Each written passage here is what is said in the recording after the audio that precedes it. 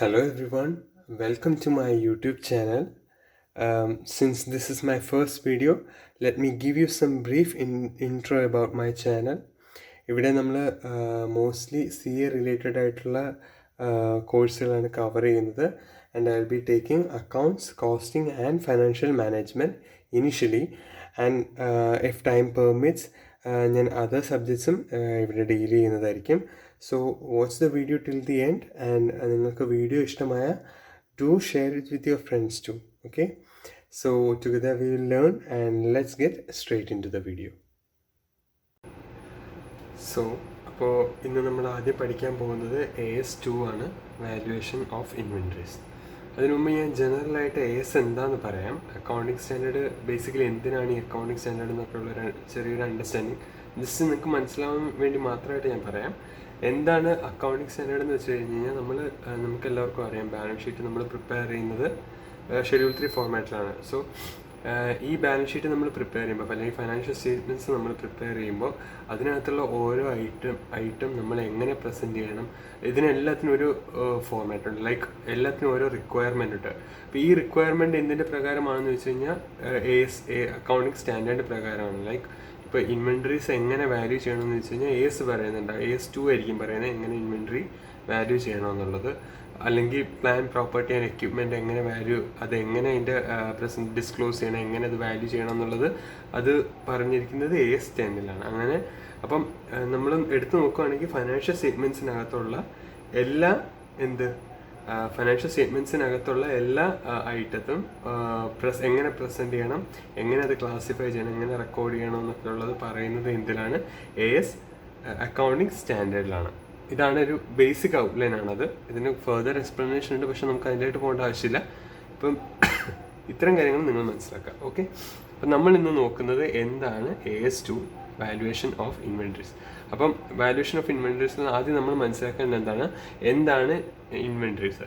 Inventories are assets held for sale in the ordinary course of business, in the process of production or for consumption. എന്താണ് inventories are assets held for sale in the ordinary course of business. Sale in the ordinary course of business എന്ന് പറയുന്നത് അവർ ഉദ്ദേശിക്കുന്നത് എന്താണ്? Finished goods. Finished goods ആണ് നമ്മൾ എന്ത് ചെയ്യാൻ ഉപയോഗിക്കുന്നത്? ബിസിനസ്സിൽ സെയിൽ ചെയ്യാൻ വേണ്ടി യൂസ് ചെയ്യുന്നത്. അല്ലെങ്കിൽ in the process of production, that is work in progress. Work in progress ആണ് അവർ ഇരിക്കുന്നത്. അപ്പോൾ ഇവിടെ അവർ ഉദ്ദേശിക്കുന്നത് എന്താണ്? ഫിനിഷ്ഡ് ഗുഡ്സും ഇവിടെ അവർ ഉദ്ദേശിക്കുന്നത് എന്താണ്? Work in progress. അല്ലെങ്കിൽ ഫോർ കൺസംഷൻ, കൺസംഷന് വേണ്ടിയിട്ട് നമ്മൾ യൂസ് ചെയ്യുന്ന എന്താണ്? Raw materials. ഓക്കെയാണോ? അപ്പോൾ എന്തൊക്കെയാണ് inventories? Inventories are assets held for sale in the ordinary course of business, that is finished goods, or in the process of production, that is work in progress, or for consumption including consumables. But inventories does not include. ഈ പറയുന്ന സാധനങ്ങളൊന്നും എന്തല്ല inventories ഈ സ്കോപ്പിൻ്റെ, അതായത് AS2-ൻ്റെ scope cover ചെയ്യത്തില്ല. ഈ പറയുന്ന കാര്യങ്ങൾ ഏതൊക്കെയാണ്? First one, WIP arising under construction contract, WIP of service providers, share of debentures, agriculture products, life stocks measured at NRV. ഇപ്പോൾ ഈ താഴെ പറയുന്ന കാര്യങ്ങളൊന്നും AS2 അല്ല കവർ ചെയ്തിരിക്കുന്നത്. ഫോർ എക്സാമ്പിൾ, ഇപ്പോൾ WIP arising under construction contract, even though അത് WIP ആണെങ്കിൽ പോലും അത് AS2 അല്ല കവർ ചെയ്യുന്നത്. അത് കവർ ചെയ്യുന്നത് ആരാണ്? AS7 ആണ്. കൺസ്ട്രക്ഷൻ കോൺട്രാക്ട്സ് AS7-ലാണ് നമ്മൾ എന്ത് പഠിക്കുന്നത്? എങ്ങനെയാണ് കൺസ്ട്രക്ഷൻ കോൺട്രാക്റ്റിൻ്റെ വർക്ക് ഇൻ പ്രോഗ്രസ് നമ്മൾ മെഷർ ചെയ്യുന്നത് എങ്ങനെയാണെന്നുള്ളത് AS7-ലാണ് നമ്മൾ പഠിക്കുന്നത്. ഓക്കെ ആണോ? ഇതാണൊരു ബേസിക് ഔട്ട്ലൈൻ എന്താണ് ഇൻവെൻട്രീസ് എന്നുള്ളത്. ഇനി മനസ്സിലാക്കുക, നമ്മൾ എന്തിനാണ് ഈ ഇൻവെൻട്രീസ് ഇങ്ങനെ വാല്യൂ ചെയ്യേണ്ടതെന്ന് വെച്ച് കഴിഞ്ഞാൽ അത് ഇമ്പോർട്ടൻ്റ് ആണ്. ലൈക്ക് ഇത് ഈ ഇൻവെൻട്രീസ് AS പ്രകാരം എന്തുകൊണ്ട് വാല്യൂ ചെയ്യണമെന്ന് ചോദിച്ചു കഴിഞ്ഞ് കഴിഞ്ഞാൽ why it is necessary that inventory should be valued as per AS2 എന്ന് പറയുന്നത്, അതിൻ്റെ ഉത്തരമാണ് നമ്മളിവിടെ കൊടുത്തിരിക്കുന്നത്. നമുക്കിവിടെ നോക്കാം. The valuation of inventory is crucial because of its direct impact in measuring profit and loss for an accounting period. അപ്പം നമ്മൾ ഇൻവെൻട്രി പ്രോപ്പർലി വാല്യൂ ചെയ്താൽ മാത്രമേ എന്ത് ചെയ്യാൻ പറ്റുള്ളൂ? നമുക്ക് ആക്യുറേറ്റ് ആയിട്ടുള്ള പ്രോഫിറ്റ് ആണെങ്കിലും ലോസ് ആണെങ്കിലും, ആ ഒരു പെർട്ടിക്കുലർ ഇയറിലെ പ്രോഫിറ്റ് ആണെങ്കിലും ലോസ് ആണെങ്കിലും നമുക്ക് ആക്യുറേറ്റ്ലി അത് വാല്യൂ ചെയ്യണമെങ്കിൽ എന്ത് ചെയ്യണം, ഇൻവെൻട്രി പ്രോപ്പറായിട്ട് വാല്യൂ ചെയ്തിട്ടുണ്ടാവണം. ഇൻവെൻട്രി പ്രോപ്പറായിട്ട് നമ്മൾ വാല്യൂ ചെയ്തിട്ടില്ല എങ്കിൽ നമ്മുടെ പ്രോഫിറ്റും എന്തായിരിക്കില്ല, അല്ലെങ്കിൽ ലോസും എന്തായിരിക്കില്ല, പ്രോപ്പർ ആയിരിക്കില്ല. അപ്പോൾ അതുകൊണ്ടാണ് ഇറ്റ് ഈസ് നെസസറി ദാറ്റ് എന്ത് ഇൻവെൻട്രി ഷുഡ് ബി വാല്യൂ. അതുകൊണ്ടാണ് അങ്ങനെ ഒരു അക്കൗണ്ടിങ് സ്റ്റാൻഡേർഡ് അതിന് അഗെയിൻസ്റ്റ് ആയിട്ട് എന്ത് ചെയ്തിട്ടുണ്ടാകുക, ക്രിയേറ്റ് ചെയ്തിട്ടുണ്ടാവുക. Higher the value of closing inventory, lower is the cost of goods sold and hence higher is the profit and vice versa. അപ്പോൾ ഇതാണ് സിനാരിയോ. അപ്പോൾ നമ്മൾ നമ്മുടെ എന്താ പറയുക, ക്ലോസിംഗ് ഇൻവെൻട്രി ലോവർ ആണെങ്കിൽ നമ്മുടെ ക്ലോസിംഗ് ഇൻവെൻട്രി ഹയർ ആണെങ്കിൽ നമ്മുടെ കോസ്റ്റ് ഓഫ് ഗുഡ്സ് സോൾഡ് എന്ത് ചെയ്യും, ലോവർ ആവും, ഹെൻസ് നമ്മുടെ പ്രോഫിറ്റ് കൂടും. അല്ലെങ്കിൽ ഈ സിനാരിയോ തന്നെ നേരെ വൈസ് വേഴ്സയാണ്, എന്താണ് ലോവർ ദ ക്ലോസിംഗ് ഇൻവെൻട്രി ആണെങ്കിൽ നേരെ വൈസ് വേഴ്സ. ഓക്കെ, അപ്പം ഇങ്ങനൊരു സിനാരിയോ വന്ന് പ്രോഫിറ്റിനെ എഫക്റ്റ് ചെയ്യുക. അപ്പോൾ പ്രോഫിറ്റിനെ എഫക്റ്റ് ചെയ്യുകയാണെങ്കിൽ നമുക്ക് ആക്യുറേറ്റ് ഉള്ള പ്രോഫിറ്റ് എന്ത് ചെയ്യാൻ പറ്റില്ല, ഡിറൈവ് ചെയ്തെടുക്കാൻ പറ്റില്ല. സോ അതുകൊണ്ടാണ് നമ്മൾ എന്ത് ചെയ്യേണ്ടത്, പ്രോപ്പർലി എന്ത് ചെയ്യണം, ക്ലോസിംഗ് സ്റ്റോക്ക് ഇൻവെൻട്രി വാല്യൂ ചെയ്യണമെന്ന് പറയുന്നത്. ഓക്കെ ആണോ? സോ ഞാൻ ആദ്യം കൺസെപ്റ്റ്സ് ഒന്ന് ബ്രീഫായിട്ട് പറഞ്ഞു പോയിട്ട് നമുക്ക് ഇല്ലുസ്ട്രേഷൻസും എക്സസൈസ് ടെസ്റ്റ് ചെയ്യുന്ന നോളജും ഒക്കെ നോക്കാം. അങ്ങനെയാണ് ഞാനിപ്പോൾ പ്ലാൻ ചെയ്തിരിക്കുന്നത്. ഓക്കെ ആണല്ലോ? ഓക്കെ, ഇനി നമ്മൾ അടുത്തത് നോക്കാൻ പോകുന്നത് എങ്ങനെയാണ് ഇൻവെൻട്രി വാല്യൂ ചെയ്യുന്നത്. അപ്പോൾ നമ്മളിപ്പോൾ നേരത്തെ പഠിച്ചു, inventories are assets held for sale in the ordinary course of business in the process of production, work in progress, അല്ലെങ്കിൽ ഫോർ കൺസംഷൻ ഇൻക്ലൂഡിങ് കൺസ്യൂമബിൾസ് അല്ലെങ്കിൽ റോ മെറ്റീരിയൽസ് എന്ന് പറയും. അപ്പോൾ ആദ്യം നമുക്ക് നോക്കാം റോ മെറ്റീരിയൽസ് നമുക്ക് നോക്കാം എങ്ങനെയാണ് റോ മെറ്റീരിയൽസ് വാല്യൂ ചെയ്യുന്നതെന്ന് പറയാം. റോ മെറ്റീരിയൽസ് എങ്ങനെയാണ് വാല്യൂ ചെയ്യേണ്ടത്, cost or replacement cost which ever is lower. ഇനി നമ്മൾ നോർമലി റോ മെറ്റീരിയൽസ് കോസ്റ്റിൽ തന്നെയാണ് വാല്യൂ ചെയ്യേണ്ടത്. എപ്പോൾ, ഏത് കേസിൽ, if finished goods are sold at or above cost. Finished goods sale ചെയ്യുന്നത് അറ്റ് ഓർ എബവ് കോസ്റ്റ് ആണെങ്കിൽ നമുക്ക് എന്ത് ചെയ്യാം, കോസ്റ്റിൽ തന്നെ റോ മെറ്റീരിയൽസ് വാല്യൂ ചെയ്യാം. ഇനി ഫിനിഷ്ഡ് ഗുഡ്സ് എന്താ പറയുക, നമ്മളുടെ കോസ്റ്റിനേക്കാൾ കുറവ് വിലയിലാണ് എന്ത് ചെയ്യുന്നത്, നമ്മൾ സെയിൽ ചെയ്യുന്നതെങ്കിൽ നമ്മൾ എന്ത് ചെയ്യണം, റീപ്ലേസ്മെൻറ്റ് കോസ്റ്റിൽ വേണം എന്ത് ചെയ്യാൻ, റോ മെറ്റീരിയൽസിനെ വാല്യൂ ചെയ്യാൻ. ഇത് ഞാനൊരു എക്സാമ്പിളിൽ കാണിച്ചു തരാം. ഓക്കെ, നമുക്കൊരു എക്സാമ്പിൾ നോക്കാം. റോ മെറ്റീരിയലിൻ്റെ നമ്മളെന്താ പറഞ്ഞത്, റോ മെറ്റീരിയൽ വാല്യൂ ചെയ്യുന്നത് കോസ്റ്റിലാണ്. ഓക്കെ ആണോ? കോസ്റ്റിലാണ് റോ മെറ്റീരിയൽ വാല്യൂ ചെയ്യുന്നത്. എപ്പോൾ വരെ, ഫിനിഷ്ഡ് ഗുഡ്സ് സെയിൽ ചെയ്യുന്നത് at or above cost. Finished goods sale ചെയ്യുന്നത് അറ്റ് ഓർ എബവ് കോസ്റ്റിലാണെങ്കിൽ നമുക്ക് എന്ത് ചെയ്യാം, റോ മെറ്റീരിയൽസ് കോസ്റ്റിൽ തന്നെ വാല്യൂ ചെയ്യാം. പക്ഷേ ഇഫ് ഫിനിഷ്ഡ് ഗുഡ്സ്, ഈ പറയുന്ന ഫിനിഷ്ഡ് ഗുഡ്സ് നമ്മൾ സെയിൽ ചെയ്യുന്നത് നമ്മുടെ കോസ്റ്റിനേക്കാൾ കുറവിലാണെങ്കിൽ, ബിലോ കോസ്റ്റ് ആണെങ്കിൽ നമ്മൾ എന്തിൽ വേണം, റോ മെറ്റീരിയൽസ് വാല്യൂ ചെയ്യാൻ. നമുക്ക് റോ മെറ്റീരിയൽസിൻ്റെ വാല്യൂഷനാണ് നമ്മൾ ഇവിടെ നോക്കുന്നത്. ഫിനിഷ്ഡ് ഗുഡ്സിൻ്റെ വർക്ക് ഇൻ പ്രോഗ്രസിനെ നമ്മൾ ഫെർദർ നോക്കാൻ പോകുന്നതേ ഉള്ളൂ. ഇപ്പോൾ റോ മെറ്റീരിയൽസിനെ നോക്കുന്നത്. അപ്പം ബിലോ കോസ്റ്റിലാണ് നമ്മൾ ഫിനിഷ്ഡ് ഗുഡ്സ് സെയിൽ ചെയ്യുന്നതെങ്കിൽ റോ മെറ്റീരിയൽസ് നമ്മൾ ഏതിൽ വാല്യൂ ചെയ്യണം, റീപ്ലേസ്മെൻറ്റ് കോസ്റ്റിൽ വേണം എന്ത് ചെയ്യാൻ, റോ മെറ്റീരിയൽ വാല്യൂ ചെയ്യാൻ. ഓക്കെ ആണോ? ഫോർ എക്സാമ്പിൾ, നമുക്കൊരു എക്സാമ്പിൾ നോക്കാം. ഓക്കെ, ഞാൻ റോ മെറ്റീരിയൽസ് പർച്ചേസ് ചെയ്തേക്കുന്നത് ഒരു 40 രൂപയ്ക്കാന്ന് വെച്ചോ. ഓക്കെ ആണോ? 40 രൂപയ്ക്കാണ് ഞാൻ എന്ത് ചെയ്തേക്കുന്നത്, റോ മെറ്റീരിയൽസ് പർച്ചേസ് ചെയ്തേക്കുന്നത്. ഓക്കെ, ഇനി ഇതിൻ്റെ റീപ്ലേസ്മെൻറ്റ് കോസ്റ്റ് എന്ന്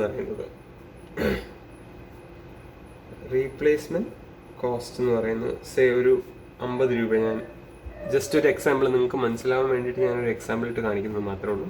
ഒരു 50 രൂപ ഞാൻ ഇട്ടേക്കുവാണെന്ന് വെച്ചോ. ഓക്കെ ആണോ? ഇനി ഈ റോ മെറ്റീരിയൽസ് ഞാൻ 40 രൂപയ്ക്ക് പർച്ചേസ് ചെയ്തില്ലേ, ഇതിൻ്റെ ഞാൻ ഫെർദർ പ്രോസസ്സിംഗ് ഒക്കെ ചെയ്ത് എനിക്ക് ഈ റോ മെറ്റീരിയലിനെ എനിക്ക് ഫിനിഷ്ഡ് ഗുഡ്സിലേക്ക് കൺവേർട്ട് ചെയ്യാൻ വേണ്ടിയിട്ട് എത്ര കോസ്റ്റായി, അതായത് ഈ ഫിനിഷ്ഡ് ഗുഡ്സിൻ്റെ ടോട്ടൽ കോസ്റ്റ് മൊത്തം ഒരു 90 രൂപയാണെന്ന് വെച്ചോ. ഓക്കെ ആണോ? 90 രൂപയാണെന്ന് വെച്ചോ. അപ്പോൾ ഇവിടെ നമ്മുടെ കോസ്റ്റ് എത്ര, ഇതാണ് നമ്മുടെ കോസ്റ്റ് 40 രൂപ, റീപ്ലേസ്മെൻറ്റ് കോസ്റ്റ് 50 രൂപ. ഓക്കെ ആണോ? ഫിനിഷ്ഡ് ഗുഡ്സ് 90 രൂപ. ഓക്കെ, ഫിനിഷ്ഡ് ഗുഡ്സ് 90 രൂപയാണെങ്കിൽ ഈ ഫിനിഷ്ഡ് ഗുഡ്സ് എന്ന് പറയുന്നത് എനിക്ക് ഇതിനെ മൊത്തമായിട്ട്, അതായത് ഫെർദർ പ്രോസസ്സിങ് കോസ്റ്റും എല്ലാം കഴിഞ്ഞിട്ട് എനിക്ക് വിൽക്കാൻ വിറ്റിട്ടില്ല ഞാൻ, വിറ്റിട്ടില്ല, എൻ്റെ ടോട്ടൽ കോസ്റ്റാണിത്. 90 റുപ്പീസായി. എനിക്കിത് ഫിനിഷ്ഡ് ഗുഡ്സ് ആയിട്ട് കൺവേർട്ട് ചെയ്തപ്പോഴത്തേക്കും ഇത് 90 റുപ്പീസായി. ഓക്കെ ആണോ? ഇനി ഞാൻ ഇത് സെയിൽ ചെയ്യുന്നത് സപ്പോസ് 100 റുപ്പീസിനാണെന്ന് വെച്ചോ. ഓക്കെ ആണോ? അപ്പോൾ ഫിനിഷ്ഡ് ഗുഡ്സിൻ്റെ കോസ്റ്റ് എത്രയാണ്? 90 റുപ്പീസ്. റോ മെറ്റീരിയലിൻ്റെ കോസ്റ്റ് 40 രൂപയാണ്. പക്ഷേ ഈ റോ മെറ്റീരിയൽ നമ്മൾ കൺവേർട്ട് ചെയ്തതിന് ഫിനിഷ്ഡ് ഗുഡ്സ് ആക്കിയപ്പോഴത്തേക്കും എത്ര രൂപയായി? 90 രൂപയായി അതിൻ്റെ കോസ്റ്റ്. ഇനി ഞാനത് സെയിൽ ചെയ്തത് 100 രൂപയ്ക്കാണെങ്കിൽ ഈ കേസിൽ, ഇത് സിനാരിയോ നമ്പർ 1 ആണ്. ഈ കേസിൽ ഞാൻ എന്ത് ചെയ്യും? റോ മെറ്റീരിയലിനെ ഏത് വാല്യൂവിലാണ് ഞാൻ എടുക്കത്തുള്ളൂ? കോസ്റ്റിൽ എടുക്കത്തുള്ളൂ, 40 എടുക്കത്തുള്ളൂ. ഓക്കെ ആണോ? ഞാൻ റോ മെറ്റീരിയലിനെ 40 വാല്യൂ ചെയ്യത്തുള്ളൂ. ഓക്കെ, അറ്റ് കോസ്റ്റിലെ വാല്യൂ ചെയ്യത്തുള്ളൂ. പക്ഷേ സിനാരിയോ 2 ഞാൻ സെയിൽ ചെയ്യുന്നത് 80 രൂപയ്ക്കാണെന്ന് വെച്ചോ, ₹80 ആണെന്ന് വെച്ചോ. ഓക്കെ, എൻ്റെ കോസ്റ്റ് എത്രയാണ്? റോ മെറ്റീരിയലിനെ ഫിനിഷ്ഡ് ഗുഡ്സിലേക്ക് കൺവേർട്ട് ചെയ്യാൻ വന്ന കോസ്റ്റ് എത്രയാണ്? 90 റുപ്പീസ്. പക്ഷെ ഞാൻ സെയിൽ ചെയ്യുന്നത് എന്താണ്? 80 രൂപയ്ക്കാണെങ്കിൽ, ബിലോ കോസ്റ്റ് ആണെങ്കിൽ, then the raw material should be valued at എത്ര രൂപ? Raw material should be valued at replacement cost. Replacement cost എന്ന് പറയുന്നത് ഇവിടെ എത്ര രൂപയാണ്? ₹50. ഓക്കെ ആണോ? ഇതാണ് ഈ കോൺസെപ്റ്റ്. അപ്പം ഇവിടെ നോക്ക്, നമ്മൾ ഇവിടെ എഴുതിയേക്കുന്നത് എന്താണ്? Is valued at lower of cost if finished goods are sold at or above cost. Above കോസ്റ്റിലാണെങ്കിൽ നമ്മൾ കോസ്റ്റിൽ തന്നെ എന്ത് ചെയ്യും? റോ മെറ്റീരിയലിനെ വാല്യൂ. ഇവിടെ നമ്മൾ ശ്രദ്ധിക്കേണ്ടതെന്ന് വെച്ച് കഴിഞ്ഞാൽ, നമ്മൾ ഈ നോക്കുന്നത് റോ മെറ്റീരിയലിനാണ്. റോ മെറ്റീരിയലിനെ എങ്ങനെ വാല്യൂ ചെയ്യണം നോക്കുന്നത്? ഇവിടെ സെയിൽ ചെയ്തേക്കുന്നത് 100 രൂപയ്ക്കാണെങ്കിൽ റോ മെറ്റീരിയലിനെ അതിൻ്റെ കോസ്റ്റിൽ തന്നെ വാല്യൂ ചെയ്യും, 40 രൂപ. ഓക്കെ ആണോ? പക്ഷേ ഈ 90 രൂപയ്ക്കല്ല നമ്മൾ സെയിൽ ചെയ്യിക്കുന്നെങ്കിൽ, 90 രൂപയിലും താഴെയാണ് നമ്മൾ സെയിൽ ചെയ്യിക്കുന്നെങ്കിൽ, ഈ റോ മെറ്റീരിയലിനെ നമ്മൾ വാല്യൂ ചെയ്യുന്നത് എത്ര രൂപയ്ക്കായിരിക്കും? 50 രൂപയ്ക്കായിരിക്കും. ഓക്കെ ആണല്ലോ? ഇതാണ് ഇതിൻ്റെ ലോജിക്. അപ്പം നമ്മൾ നേരത്തെ പഠിച്ചത് inventories are finished assets held for sale in the ordinary course of business. അതായത് finished goods in the process of production, അതായത് വർക്ക് ഇൻ പ്രോഗ്രസ്, അല്ലെങ്കിൽ ഫോർ കൺസംഷൻ റോ മെറ്റീരിയൽസ്. ഇതിനകത്ത് റോ മെറ്റീരിയൽസ് നമ്മൾ എങ്ങനെ വാല്യൂ ചെയ്യണം എന്നുള്ളത് പഠിച്ചു. ഓക്കെ ആണല്ലോ? കൺസെപ്റ്റെല്ലാം ക്ലിയർ അല്ലേ? നിങ്ങൾക്ക് ഡൗട്ട് ഉണ്ടെങ്കിൽ നിങ്ങൾക്ക് കമൻറ്റ് ബോക്സിൽ നിങ്ങൾക്ക് നിങ്ങളുടെ ക്വയറീസ് ഇടാം, അതിന് ഞാൻ റിപ്ലൈ തരുന്നതായിരിക്കും. ഓക്കെ. അടുത്തത് നമ്മൾ നോക്കുന്നതെന്ന് പറയുന്നത് finished goods and work in progress. Finished goods അല്ലെങ്കിൽ വർക്ക് ഇൻ പ്രോഗ്രസ് എങ്ങനെയാണ് എന്ത് ചെയ്യുന്നത്? വാല്യൂ ചെയ്യുന്നത് എന്നുള്ളതാണ് നമ്മൾ നോക്കാൻ പോകുന്നത്. ഇപ്പോൾ finished goods work in progress ആണെങ്കിൽ cost or net realisable value whichever is lower. എന്താണ്? Lower of the following, cost അല്ലെങ്കിൽ net realisable value whichever is lower. Okay ആണോ? അപ്പോൾ നമ്മൾ റോ മെറ്റീരിയൽസ് വാല്യൂ ചെയ്യുന്നത് എങ്ങനെയാണ്? കോസ്റ്റിലാണ് റോ മെറ്റീരിയൽസ് വാല്യൂ ചെയ്യേണ്ടത്. എല്ലാ കേസിലും, നോർമൽ കേസസിൽ കോസ്റ്റിലാണ് റോ മെറ്റീരിയൽ വാല്യൂ ചെയ്യുന്നത്. പക്ഷെ ഫിനിഷ്ഡ് ഗുഡ്സ് സെയിൽ ചെയ്യുന്നത് കോസ്റ്റിനേക്കാൾ കുറവാണെങ്കിൽ, ആ ഫിനിഷ്ഡ് ഗുഡ്സ് സെയിൽ ചെയ്യുന്നതെന്ന് പറയുന്നത് ഫിനിഷ്ഡ് ഗുഡ്സ് ഉണ്ടാക്കാൻ വന്ന കോസ്റ്റിനേക്കാളും കുറവാണെങ്കിൽ എന്താണ്? ഫിനിഷ്ഡ് ഗുഡ്സ് സെയിൽ ചെയ്യുന്നത് ആ കോസ്റ്റിനേക്കാൾ കുറവാണെങ്കിൽ നമ്മൾ എന്ത് ചെയ്യും? റോ മെറ്റീരിയൽസിനെ വാല്യൂ ചെയ്യുന്നത് റീപ്ലേസ്മെന്റ് കോസ്റ്റിലായിരിക്കും. ഓക്കെ, ഇനി ഫിനിഷ്ഡ് ഗുഡ്സോ വർക്ക് ഇൻ പ്രോഗ്രസ്സോ ആണ് നമ്മൾ വാല്യൂ ചെയ്യുന്നതെങ്കിൽ ലോവർ ഓഫ് ദ ഫോളോയിങ്, അല്ലെ കോസ്റ്റ് അല്ലെങ്കിൽ net realisable value whichever is lower. ഇതിനകത്ത് നമുക്ക് ഓരോ ഐറ്റംസ് ഇൻഡിവിജ്വൽ ആയിട്ട് എടുക്കാം. ഈ കോസ്റ്റിനകത്ത് നമുക്ക് ആദ്യം കോസ്റ്റ് എടുക്കാം. കോസ്റ്റിനകത്ത് 3 ഐറ്റംസ് ആണുള്ളത്. 3 ക്ലാസിഫിക്കേഷൻ അതിന് നൽകിയിട്ടുണ്ട് AS2 പ്രകാരം. ഒന്ന് cost of purchase. Cost of purchase എന്ന് പറഞ്ഞു കഴിഞ്ഞാൽ നമ്മൾ ആക്ച്വലി ആ ഒരു ഫിനിഷ്ഡ് ഗുഡ്സ് അല്ലെങ്കിൽ വർക്ക് ഇൻ പ്രോഗ്രസ്സിന് വന്നേക്കുന്ന ആ കോസ്റ്റ്, ബേസിക്കലി ആ കോസ്റ്റ് ഓഫ് പർച്ചേസ് നമുക്കിവിടെ നോക്കാം. ഇതിനകത്ത് അവർ എഴുതിയിട്ടുണ്ട് എന്താണ്? Cost of purchase consist of purchase price. ആ പർച്ചേസ് പ്രൈസ് എത്രയാണോ അതാണ് ബേസിക്കലി നമ്മുടെ കോസ്റ്റ്. പക്ഷേ അതിനകത്ത് ചില അഡ്ജസ്റ്റ്മെന്റ്സ് നമ്മൾ വരുത്തണം. എന്താണ്? അതിനകത്ത് നോൺ റീഫണ്ടബിൾ ആയിട്ടുള്ള ടാക്സസ് ഉണ്ടെങ്കിൽ അതെന്ത് ചെയ്യണം? ഇൻക്ലൂഡ് ചെയ്യണം. പിന്നെ ഡിസ്കൗണ്ട് റിബേറ്റ് എന്തെങ്കിലും ഉണ്ടെങ്കിൽ അതെന്ത് ചെയ്യണം? കുറയ്ക്കും വേണം. ഓക്കെ ആണോ? അപ്പോൾ ഇതെന്തുകൊണ്ടാണ് ഇങ്ങനെ ചെയ്യുന്നതെന്ന് വെച്ച് കഴിഞ്ഞാൽ, ഇപ്പം നോൺ റീഫണ്ടബിൾ ടാക്സസ്, ബേസിക്കലി നമുക്കിപ്പം GST അങ്ങനത്തെ സാധനങ്ങൾക്ക് റീഫണ്ട് കിട്ടുകയാണെങ്കിൽ ആക്ച്വലി അത് നമ്മുടെ കോസ്റ്റ് അല്ല. സോ അത് നമ്മുടെ പർച്ചേസ് കോസ്റ്റിൻ്റെ ഭാഗമാവാൻ പാടില്ല. സോ അതിനെ നമ്മൾ എന്ത് ചെയ്യണം? എന്താണ് ഡിഡക്റ്റ് ചെയ്യണം. പക്ഷേ നോൺ റീഫണ്ടബിൾ ആണെങ്കിൽ GST റീഫണ്ട് കിട്ടുന്നില്ല എങ്കിൽ ആക്ച്വലി നമുക്ക് അതിന് പിന്നെ കിട്ടത്തില്ല. ആ എമൗണ്ട് നമ്മുടെ എക്സ്പെൻസസ് ആണ്, അപ്പം നമ്മുടെ ഒരു കോസ്റ്റുമാണ്. അപ്പോൾ അതെന്ത് ചെയ്യണം, കോസ്റ്റ് ഓഫ് പർച്ചേസിൽ നമ്മൾ ആഡ് ചെയ്യണം. ഇനി ഡിസ്കൗണ്ടും റിബേറ്റും എന്തെങ്കിലുമൊക്കെ നമ്മൾ പർച്ചേസ് ചെയ്യുന്ന സമയത്ത് നമുക്ക് കിട്ടുകയാണെങ്കിൽ അത് നമ്മളെ സംബന്ധിച്ച് നമുക്കൊരു കോസ്റ്റ് അല്ല. സോ അത് നമ്മൾ കോസ്റ്റിൽ എന്ത് ചെയ്യാൻ പാടില്ല, ആഡ് ചെയ്യാൻ പാടില്ല. സോ അത് ഡിഡക്റ്റ് ചെയ്യണം. സോ നോൺ റീഫണ്ടബിൾ ആയിട്ടുള്ള ടാക്സ് ഉണ്ടെങ്കിൽ നമ്മുടെ എക്സ്പെൻസ് ആണ്, നമ്മുടെ കോസ്റ്റ് ആണ്. സോ അത് നമ്മൾ കോസ്റ്റ് ഓഫ് പർച്ചേസസ് ആഡ് ചെയ്യണം. പക്ഷേ എന്ത് ചെയ്യണം, ഡിസ്കൗണ്ട് റിബേറ്റ് അങ്ങനെ എന്തെങ്കിലും വന്നിട്ടുണ്ടെങ്കിൽ നമ്മൾ അത് എന്ത് ചെയ്യണം, ഡിഡക്റ്റ് ചെയ്യണം. ഇതാണ് കോസ്റ്റ് ഓഫ് പർച്ചേസ്. ഇനി കോസ്റ്റ് ഓഫ് കൺവേർഷൻ. ഇതൊരു അത്ര ട്രിക്കി അഡ്ജസ്റ്റ്മെൻ്റ് അല്ല, പക്ഷെ എന്നാലും നമുക്കിതിവിടെ കൃത്യമായിട്ട് ഇവിടെ ഒരു എക്സാമ്പിൾ സഹിതം അവർ കാണിച്ചിട്ടുണ്ട് ഈ ഒരു concept cost of conversion. Cost of conversion basically നമുക്ക് എന്താ സംഭവം എന്ന് വെച്ച് കഴിഞ്ഞാൽ, നമ്മുടെ കോസ്റ്റ് ഓഫ് പർച്ചേസസിനകത്ത്, അതായത് ഇൻവെൻട്രി നമ്മൾ വാല്യൂ ചെയ്യുന്ന സമയത്ത് നമ്മുടെ കോസ്റ്റ് ഓഫ് പർച്ചേസസിനകത്ത് എല്ലാ ടൈപ്പ് ഓഫ് ഇതും നമ്മൾ ഇടും. പക്ഷേ കോസ്റ്റ് ഓഫ് കൺവേർഷൻ എന്ന് പറയുമ്പോൾ ഓക്കെ, അതിനകത്ത് എല്ലാം വരും. Directly cost that is directly related to പ്രൊഡക്ഷനിൽ ഡയറക്ട്ലി റിലേറ്റഡ് ആയിട്ടുള്ള കോസ്റ്റുകൾ. Cost that is directly related to production. Okay ആണോ? ഓക്കെ, പ്രൊഡക്ഷനിൽ ഡയറക്ട്ലി റിലേറ്റഡ് ആയിട്ടുള്ള കോസ്റ്റുകളെല്ലാം നമ്മൾ കൺസിഡർ ചെയ്യും. ഫോർ എക്സാമ്പിൾ ഡയറക്റ്റ് ലേബർ, അങ്ങനത്തെ കോസ്റ്റുകൾ കൺസിഡർ ചെയ്യും. നമ്മൾ വേരിയബിൾ ഓവർഹെഡ് നമ്മൾ കൺസിഡർ ചെയ്യും. ഓക്കെ ആണോ? മെറ്റീരിയൽ നമ്മളിവിടെ കൺസിഡർ ചെയ്യും. മെറ്റീരിയൽ നമ്മൾ നേരത്തെ കൺസിഡർ ചെയ്തു. ഓക്കെ, കോസ്റ്റ് ഓഫ് പർച്ചേസസിൽ നമ്മൾ മെറ്റീരിയൽ ഓൾറെഡി എന്ത് ചെയ്തു, കൺസിഡർ ചെയ്തു. ഇനി നമുക്കത് കൺവേർട്ട് ചെയ്യാൻ വേണ്ടി, അതായത് ഫിനിഷ്ഡ് ഗുഡ്സിലായിട്ട് നമുക്ക് കൺവേർട്ട് ചെയ്യാൻ വേണ്ടി വരുമ്പോഴത്തേക്കും അതിനകത്ത് എന്തൊക്കെ വരും, ലേബർ വരും, അതിനകത്ത് വേരിയബിൾ ഓവർഹെഡ് വരും, ഫിക്സഡ് ഓവർഹെഡ് വരും. ഓക്കെ ആണോ? വേരിയബിൾ ഓവർഹെഡും ഡയറക്റ്റ് ലേബറും നമുക്ക് വലിയ പ്രശ്നം വരുന്നില്ല. ഓക്കെ ആണോ? പക്ഷേ പ്രശ്നം വരുന്നത് നമുക്ക് എവിടെയാണ്, ഫിക്സഡ് ഓവർഹെഡിലാണ്. ഓക്കെ ആണോ? ഫിക്സഡ് ഓവർഹെഡിലാണ് നമുക്ക് എപ്പോഴും പ്രശ്നം വരുന്നത്. ഓക്കെ ആണോ? അപ്പം ഈ ഫിക്സഡ് ഓവർഹെഡ് എങ്ങനെയാണ് കൺസിഡർ ചെയ്യണമെന്നാണ് ഇവിടെ നമ്മൾ നോക്കുന്നത്. ഇവിടെ നമുക്ക് കാണാം, ഞാൻ ഇതിനകത്ത് എഴുതിയേക്കുന്നത് നമുക്ക് ശ്രദ്ധിച്ചാൽ, fixed overhead absorbed using normal capacity. ഞാനത് എക്സ്പ്ലെയിൻ ചെയ്തുതരാം. ആദ്യം നമുക്കിത് നോക്കാം. നോർമൽ കേസസിൽ എന്താണ് ഫിക്സഡ് ഓവർഹെഡ് അബ്സോർബ് ചെയ്യുന്നത് നോർമൽ കപ്പാസിറ്റിയിലാണ്. പക്ഷേ ചില കേസുകളിൽ, ഏത് കേസുകളിൽ, നമ്മുടെ ആക്ച്വൽ പ്രൊഡക്ഷൻ നോർമൽ കപ്പാസിറ്റിനേക്കാൾ കൂടുതലാണെങ്കിൽ, ഓക്കെ ആണോ, നോർമൽ കപ്പാസിറ്റിനേക്കാൾ കൂടുതലാണെങ്കിൽ എന്താണ് ഫിക്സഡ് ഓവർഹെഡ് എന്ന് പറയുന്നത് അബ്സോർബ് ചെയ്യുന്നത് ആക്ച്വൽ പ്രൊഡക്ഷൻ വെച്ചിട്ടായിരിക്കും, നോർമൽ കപ്പാസിറ്റി വെച്ചിട്ടായിരിക്കില്ല. ഇത് ഞാനൊരു എക്സാമ്പിൾ സഹിതം ഞാൻ നിങ്ങളെ കാണിച്ചു തരാം. എന്താണ് ഇവർ ഉദ്ദേശിക്കുന്നത് എന്താണെന്നുള്ളത് ഞാൻ കാണിച്ചു തരാം. ഓക്കെ, അതായത് ഇപ്പോൾ ഈ എക്സാമ്പിൾ തന്നെ നമുക്ക് എടുക്കാം. ഇതിനകത്ത് ഇവർ പറയുന്നത് എന്താണ്, ABC Limited has a plant with capacity to produce 1 lakh unit of a product. എന്താണ്, ഒരു 1 lakh യൂണിറ്റ്സ് പ്രൊഡ്യൂസ് ചെയ്യാനുള്ള കപ്പാസിറ്റി ഉണ്ട് ആർക്ക്, ABC Limited. ഓക്കെ, ഇവർക്ക് വന്നിരിക്കുന്ന ഫിക്സഡ് ഓവർഹെഡ് എന്ന് പറയുന്നത് എത്ര ലക്ഷം രൂപയാണ്, 18 ലക്ഷം രൂപയാണ്. ഓക്കെ ആണോ? അപ്പോൾ ഫിക്സഡ് ഓവർഹെഡ് നോർമലി എല്ലാ കേസിലും എന്താണ്, നോർമൽ കപ്പാസിറ്റിയിലാണ് അബ്സോർബ് ചെയ്യുന്നതെന്നാണ് പറയുന്നത്. അപ്പം നമ്മൾ നോർമൽ കപ്പാസിറ്റിയിൽ അബ്സോർബ് ചെയ്യാന്ന് പറയുന്നത് എന്തുകൊണ്ടാണ്? കാരണം ഒരു യൂണിറ്റിലേക്ക് എത്ര രൂപ ഫിക്സഡ് ഓവർഹെഡ് പോകുന്നതാണ് നമ്മൾ നോക്കേണ്ടത്. ഓക്കെ ആണോ? അപ്പോൾ ഇപ്പോൾ ടോട്ടൽ 18 ലക്ഷം രൂപയാണ്. 1 ലക്ഷം യൂണിറ്റ് നമ്മൾ പ്രൊഡ്യൂസ് ചെയ്യുന്നുണ്ടെങ്കിൽ ഒരു യൂണിറ്റ് എത്ര ഫിക്സഡ് ഓവർഹെഡ് വഹിക്കുന്നുണ്ട്? സിമ്പിൾ അല്ലേ?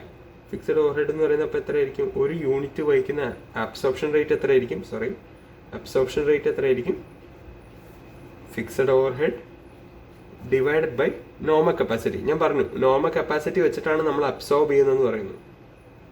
എത്രയാണോ നമ്മുടെ നോർമൽ കപ്പാസിറ്റി, ഇത് ഇവിടെ നമ്മുടെ നോർമൽ കപ്പാസിറ്റി ആയിട്ട് നമുക്ക് ക്വസ്റ്റിന് തന്നേക്കുന്നത് 1 lakh യൂണിറ്റ് ആണ്. എന്താണ്, കപ്പാസിറ്റി ടു പ്രൊഡ്യൂസ് എന്നാണ്. അതായത് നമ്മുടെ നോർമൽ കപ്പാസിറ്റി എന്ന് പറയുന്നത് എത്രയാണ്, 1 lakh യൂണിറ്റ് ആണ്. അപ്പം ഇവിടെ 18 lakh ഡിവൈഡഡ് ബൈ 1 lakh എന്ന് പറയുന്നത് എത്രയാണ്, 18 rupees. അപ്പം 18 rupees ആണ് എന്ത് ചെയ്യുന്നത്, നമ്മുടെ അബ്സോർപ്ഷൻ റേറ്റ് എന്ന് പറയുന്നത്, ഫിക്സഡ് ഓവർഹെഡിൻ്റെ അബ്സോർപ്ഷൻ റേറ്റ് എന്ന് പറയുന്നത് 18 രൂപയാണ്.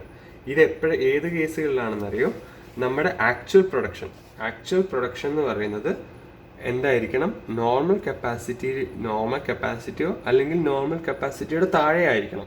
ഈ രണ്ട് കേസുകളിലും നമ്മൾ നോർമൽ കപ്പാസിറ്റി വെച്ചിട്ടായിരിക്കും അബ്സോർബ് ചെയ്യുന്നത്. ഓക്കെ ആണോ?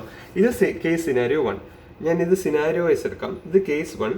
ഈ കേസ് 1 അവർ പ്രൊഡ്യൂസ് ചെയ്യുന്നതാണ് നോർമൽ കപ്പാസിറ്റി തന്നെ അവർക്ക് പ്രൊഡ്യൂസ് ചെയ്യാൻ പറ്റി. ഇപ്പം ABC ലിമിറ്റഡിന് നോർമൽ കപ്പാസിറ്റി തന്നെ, അതായത് 1 lakh യൂണിറ്റ്സ് അവരുടെ നോർമൽ കപ്പാസിറ്റി 1 lakh യൂണിറ്റ്സ് തന്നെയാണ് അവർ പ്രൊഡ്യൂസ് ചെയ്തത്. ഓക്കെ ആണോ? 1 lakh യൂണിറ്റ്സ് തന്നെയാണ് അവർ പ്രൊഡ്യൂസ് ചെയ്തേക്കുന്നതെങ്കിൽ നോർമൽ കപ്പാസിറ്റിയിൽ തന്നെ വേണം അബ്സോർബ് ചെയ്യാൻ.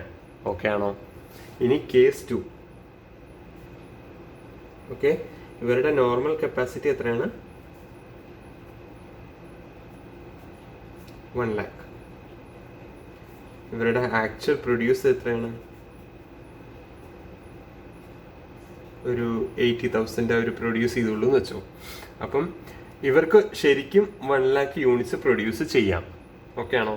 ഇവർ പക്ഷേ 80,000 യൂണിറ്റ്സ് ഇവർ പ്രൊഡ്യൂസ് ചെയ്തിട്ടുള്ളൂ. ഇവർ 80,000 യൂണിറ്റ്സ് ഇത് പ്രൊഡ്യൂസ് ചെയ്തിട്ടുള്ളെങ്കിൽ ഇത് ഇവരുടെ ഇൻഎഫിഷ്യൻസിനെയാണ് കാണിക്കുന്നത്. ഓക്കെ ആണോ? ഇവരുടെ ഒരു ഇൻഎഫിഷ്യൻസി കൊണ്ടോ അല്ലെങ്കിൽ ഒരു അബ്നോർമൽ ലോസ് കൊണ്ടോ 20,000 യൂണിറ്റ്സ് ഇവർക്ക് പ്രൊഡ്യൂസ് ചെയ്യാൻ എന്തില്ല പറ്റിയില്ല. ഓക്കെയാണ്? 20,000 യൂണിറ്റ്സ് ഇവർക്ക് പ്രൊഡ്യൂസ് ചെയ്യാൻ പറ്റിയില്ല. അങ്ങനെ വരുന്ന കേസുകളിൽ നമ്മൾ നോർമൽ യൂണിറ്റ്സ് വെച്ചിട്ട് അബ്സോർബ് ചെയ്ത് കഴിഞ്ഞാലുള്ള കുഴപ്പം എന്താണെന്ന് വെച്ച് കഴിഞ്ഞാൽ, ഈ എന്താ പറയുക, നമ്മൾ ആക്ച്വലി പ്രൊഡ്യൂസ് ചെയ്തതിനേക്കാൾ കൂടുതൽ നമ്മുടെ ഈ ഓരോ യൂണിറ്റ്സും ഇല്ലേ എന്ത് ചെയ്യുമെന്നറിയോ, എന്താ പറയുക, അവർ ആക്ച്വലി പ്രൊഡ്യൂസ് ചെയ്യുന്നതിനേക്കാൾ കൂടുതൽ, അവർ ആക്ച്വലി വഹിക്കേണ്ട കോസ്റ്റിനേക്കാൾ കൂടുതൽ എന്ത് ചെയ്യും, അവർ വഹിക്കേണ്ടി വരും. ഓക്കെ ആണോ? ആക്ച്വൽ പ്രൊഡ്യൂസ്ഡ് വെച്ചിട്ടാണ് അവർ അബ്സോർബ് ചെയ്യുന്നതെങ്കിൽ. മനസ്സിലായില്ല? ഞാൻ ഒന്നും മനസ്സിലാക്കില്ല. ഇപ്പോൾ ഇവർ നോർമൽ കപ്പാസിറ്റി 1 lakh. നമ്മൾ ഇവിടെ സ്റ്റാൻഡേർഡ് പറയുന്നത് എന്താണ്, ആക്ച്വൽ നമ്മുടെ നോർമൽ കപ്പാസിറ്റിനേക്കാൾ താഴെയാണ് അവർ ആക്ച്വലി പ്രൊഡ്യൂസ് ചെയ്തിരിക്കുന്നതെങ്കിൽ അബ്സോർബ് ചെയ്യേണ്ടത് ഏതിലാണ്? നോർമൽ കപ്പാസിറ്റി തന്നെ അബ്സോർബ് ചെയ്യേണ്ടത് ആക്ച്വൽ കപ്പാസിറ്റിയിലല്ല എന്നാണ് പറയുന്നത്. അത് എന്തുകൊണ്ടാണെന്ന് വെച്ച് കഴിഞ്ഞ് കഴിഞ്ഞാൽ, ഇപ്പോൾ സപ്പോസ് ഇവിടെ നോക്കാം, അബ്സോർപ്ഷൻ റേറ്റ് നമുക്ക് നോക്കാം. ആക്ച്വൽ പ്രൊഡ്യൂസിലാണ് നമ്മൾ എടുക്കുന്നതെങ്കിൽ, അബ്സോർബ് ചെയ്യുന്നതെങ്കിൽ, ഈ 18 ലക്ഷം രൂപ ഡിവൈഡ് ബൈ 80,000 വെച്ചിട്ട് വേണം അവർ അബ്സോർബ് ചെയ്യാൻ. 80,000 വെച്ചിട്ട് അവർ അബ്സോർബ് ചെയ്ത് കഴിഞ്ഞാൽ 18 ലക്ഷം രൂപ ഡിവൈഡ് ബൈ 80,000 എത്ര? 22.5. 22 രൂപ, 22.5 രൂപ, 2 രൂപ എന്ത് ചെയ്യും, അവർ അബ്സോർബ് ചെയ്യേണ്ടി വരും. ഓക്കെ ആണോ? 22.5 രൂപ അവർ അബ്സോർബ് ചെയ്യേണ്ടി വരും. ഓക്കെ അല്ലേ? പക്ഷേ ഇതിനകത്തൊരു ഇൻഎഫിഷ്യൻസി കാരണം നോർമൽ കപ്പാസിറ്റി വെച്ചിട്ടാണ് അവർ അബ്സോർബ് ചെയ്യേണ്ടി വന്നെങ്കിലോ, അവർ എത്ര രൂപ ഓരോ യൂണിറ്റും വഹിച്ചാൽ മതിയായിരുന്നു? 18 lakh divide by 1 lakh, 18 rupees. 18 rupees അവർ വഹിച്ചാൽ മതിയായിരുന്നു. അപ്പോൾ അവരുടെ ഇൻഎഫിഷ്യൻസി കാരണം എക്സ്ട്രാ എത്ര വഹിക്കേണ്ടി വന്നു? 22.5 മൈനസ് 18, ഒരു 4.5 രൂപ അവർ എക്സ്ട്രാ വഹിക്കേണ്ടി വന്നു. എന്തുകൊണ്ട്? ഈ ഇൻഎഫിഷ്യൻസി കൊണ്ട്. അപ്പം ഇത് എപ്പോഴാണ് പ്രശ്നം വരുന്നതെന്നറിയോ? ഈ 80,000 വെച്ചിട്ട് അബ്സോർബ് ചെയ്ത്, അതായത് ആക്ച്വൽ പ്രൊഡ്യൂസ് വെച്ചിട്ട് അബ്സോർബ് ചെയ്ത് കഴിഞ്ഞാൽ. ഓക്കെ ആണോ? ഞാൻ പറഞ്ഞാൽ മനസ്സിലാവുന്നുണ്ടല്ലോ? അതുകൊണ്ടാണ്. പക്ഷേ നമ്മുടെ കോസ്റ്റിംഗ് പഠിക്കുവാണെങ്കിൽ നമുക്ക് അറിയാൻ പറ്റും എന്താണ്, നമ്മൾ ഒരിക്കലും ഒരു അബ്നോർമൽ ലോസ് കൊണ്ടോ അല്ലെങ്കിൽ ഇൻഎഫിഷ്യൻസി വരുന്ന ഒരു ഡിപ്പാർട്ട്മെൻറ്റ് അല്ലെങ്കിൽ ഏതെങ്കിലും ഒരു ഡിപ്പാർട്ട്മെൻറ്റിൻ്റെ അല്ലെങ്കിൽ ആ ഒരു ഓർഗനൈസേഷൻസിൻ്റെ അല്ലെങ്കിൽ ആ ലേബേഴ്സിൻ്റെ ഇൻഎഫിഷ്യൻസി കാരണം വരുന്ന നഷ്ടം നമ്മൾ ഒരു യൂണിറ്റ്സിലേക്ക് ചാർജ് ചെയ്യാൻ പാടില്ല. ഓക്കെ ആണോ? ആ യൂണിറ്റ്സ് അതിൻ്റെ നഷ്ടം വഹിക്കാൻ പാടില്ല.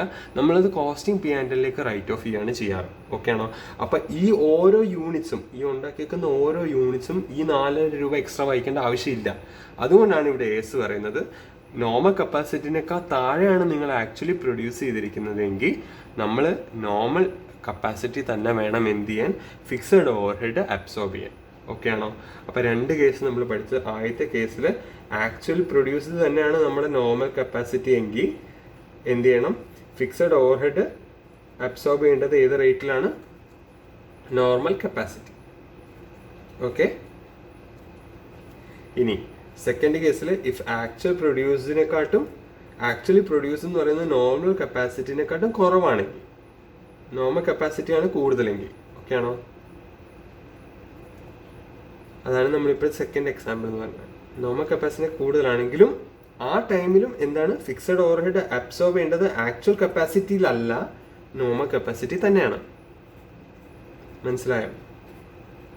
നോർമൽ കപ്പാസിറ്റി തന്നെയാണ്. വ്യത്യാസം വരുന്നത് എവിടെയാണ്? ഈ ഫിക്സഡ് ഓവർഹെഡ് ഇസ് നമ്മുടെ ഈ ആക്ച്വൽ പ്രൊഡ്യൂസ് ഇല്ലേ, ആക്ച്വൽ പ്രൊഡ്യൂസ് എന്ന് പറയുന്നത് നോർമൽ കപ്പാസിറ്റിനേക്കാൾ കൂടുതലാണെങ്കിൽ, ഓക്കെ ആണോ? നോർമൽ കപ്പാസിറ്റിനേക്കാൾ കൂടുതലാണെങ്കിൽ, അതായത് നമ്മൾ നോർമൽ കപ്പാസിറ്റിനേക്കാൾ കൂടുതൽ നമ്മൾ ആക്ച്വലി പ്രൊഡ്യൂസ് ചെയ്തിട്ടുണ്ടെങ്കിൽ, ഓക്കെ ആണോ, അന്നേരം ഫിക്സഡ് ഓവർഹെഡ് നമ്മൾ അബ്സോർബ് ചെയ്യേണ്ടതുണ്ടല്ലോ യൂസിങ് ആക്ച്വൽ കപ്പാസിറ്റിയാണ്. ഓക്കെ ആണോ? മനസ്സിലായോ? അതാണ് നമ്മളിവിടെ പറയുന്നത്. ഇവിടെ പറയുന്നത് അബ്സോർപ്ഷൻ റേറ്റ് അന്നേരം fixed overhead divided by actual production ആവും. മനസ്സിലായോ നിങ്ങൾക്ക് ഈ കോൺസെപ്റ്റ്? നിങ്ങൾക്ക് മനസ്സിലായിട്ടില്ലെങ്കിൽ നിങ്ങൾ പോസ് ചെയ്തിട്ട് ഒന്ന് റീവൈൻഡ് ചെയ്ത് ഒന്നും കൂടി നിങ്ങൾ ഈ കോൺസെപ്റ്റ് ഫുള്ളായിട്ട് മനസ്സിലാക്കാൻ ശ്രമിക്കുക. ഓക്കെ, ഇത് ആക്ച്വൽ കപ്പാസിറ്റിയിലാണ് അബ്സോർബ് ചെയ്യാൻ പറയുന്നതിൻ്റെ കാരണം ഇത്രയേ ഉള്ളൂ. മനസ്സിലായോ? അതും എക്സാമ്പിൾ വെച്ചിട്ട് ഞാൻ കാണിച്ചു തരാം. ഇപ്പം ഇവിടെ നമുക്ക് വന്നിരിക്കുന്നത് ആക്ച്വൽ പ്രൊഡക്ഷൻ എന്ന് പറയുന്നത് 1.2 lakhs ആണ്. ഇവിടെ 1 lakh ആണ് കപ്പാസിറ്റി. 1 lakh ആണ് എന്ത്? Normal capacity. ഓക്കെ ആണോ? പക്ഷെ ഇവിടെ ആക്ച്വലി പ്രൊഡ്യൂസ് ചെയ്തേക്കുന്നത് എത്രയാണ്? 1,20,000 ആക്ച്വൽ പ്രൊഡക്ഷൻ. അപ്പോൾ 1,20,000 അപ്പം നമ്മൾ നോർമൽ കപ്പാസിറ്റി വെച്ചിട്ടാണ് അബ്സോർബ് ചെയ്യുന്നതെങ്കിൽ നമുക്ക് നോക്കാം എന്താ സംഭവിക്കാന്ന്. 1 lakh വരുമ്പോൾ 18 രൂപയെ വരത്തുള്ളൂ. 18 രൂപയാണെങ്കിൽ ഒരു യൂണിറ്റ് അബ്സോർബ് ചെയ്യേണ്ടത്. പക്ഷെ 18 രൂപയാണോ ഒരു യൂണിറ്റ് അബ്സോർബ് ചെയ്യേണ്ടത്? നമുക്ക് നോക്കാം. നമ്മൾ ആക്ച്വൽ പ്രൊഡ്യൂസ് വെച്ചിട്ട് കൺസിഡർ ചെയ്യുകയാണെങ്കിൽ 20,000 വരികയാണെങ്കിൽ എത്ര വരും? 18 lakh ബൈ 1,20,000. അപ്പം കണ്ടോ? അപ്പം ഇവിടെ 15 rupees വരുന്നുള്ളൂ. അപ്പം 3 രൂപ അപ്പോൾ ഇവിടെ ആക്ച്വലി ഒരു യൂണിറ്റ് വഹിക്കേണ്ട ഫിക്സഡ് ഓവർഹെഡ് എത്രയേ ഉള്ളൂ? 15 രൂപയുള്ളൂ. പക്ഷേ നമ്മൾ അന്നേരം നോർമൽ കപ്പാസിറ്റി വെച്ചിട്ട് നമ്മൾ അബ്സോർബ് ചെയ്ത് കഴിഞ്ഞ് കഴിഞ്ഞാൽ 3 രൂപയും കൂടി എക്സ്ട്രാ വഹിക്കേണ്ടി വരും. അതുകൊണ്ടാണ് നമ്മൾ പറഞ്ഞത് ആക്ച്വൽ പ്രൊഡ്യൂസ് എന്ന് പറയുന്നത് നോർമൽ കപ്പാസിറ്റിനേക്കാൾ കൂടുതലാണെങ്കിൽ നമ്മൾ ഫിക്സഡ് ഓവർഹെഡ് അബ്സോർബ് ചെയ്യേണ്ട റേറ്റ് ഏതാണ്? ആക്ച്വൽ കപ്പാസിറ്റിയിൽ വെച്ചിട്ടാണ്, നോർമൽ കപ്പാസിറ്റിയിൽ വെച്ചിട്ടല്ല. അപ്പോൾ ഒരൊറ്റ കേസിൽ മാത്രമാണ് നമ്മൾ ആക്ച്വൽ കപ്പാസിറ്റി കൺസിഡർ ചെയ്യുന്നത്. എപ്പോഴാണ്? നമ്മുടെ ആക്ച്വൽ പ്രൊഡ്യൂസ് എന്ന് പറയുന്നത് നോർമൽ കപ്പാസിറ്റിയൊക്കെ കൂടുതലാണെങ്കിൽ. ആക്ച്വലി പ്രൊഡ്യൂസ് എന്ന് പറയുന്നത് നോർമൽ കപ്പാസിറ്റിന് ഈക്വൽ ആണെങ്കിൽ, അല്ലെങ്കിൽ നോർമൽ കപ്പാസിറ്റിനേക്കാളും താഴെയാണ് ആക്ച്വലി പ്രൊഡ്യൂസ് ചെയ്തേക്കുന്നതെങ്കിൽ നമ്മൾ അബ്സോർബ് ചെയ്യാൻ യൂസ് ചെയ്യേണ്ടത് നോർമൽ കപ്പാസിറ്റി തന്നെയാണ്. ഇതാണ് കോൺസെപ്റ്റ്. ഓക്കെ ആണോ? ഇനി നമുക്കുള്ളത് ക്വിക്കായിട്ട് തന്നെ നമുക്ക് നോക്കാം. അടുത്തതെന്ന് പറയുന്നത് അതർ കോസ്റ്റ് ആണ്. അതർ കോസ്റ്റ് എന്ന് പറയുന്നത് ഇവിടെ നമുക്ക് ടെക്സ്റ്റിൽ തന്നെ കാണാം. എന്താണ്? These may be included in cost of inventory provided they are incurred to bring the inventory to their present location and condition. എന്താണ്?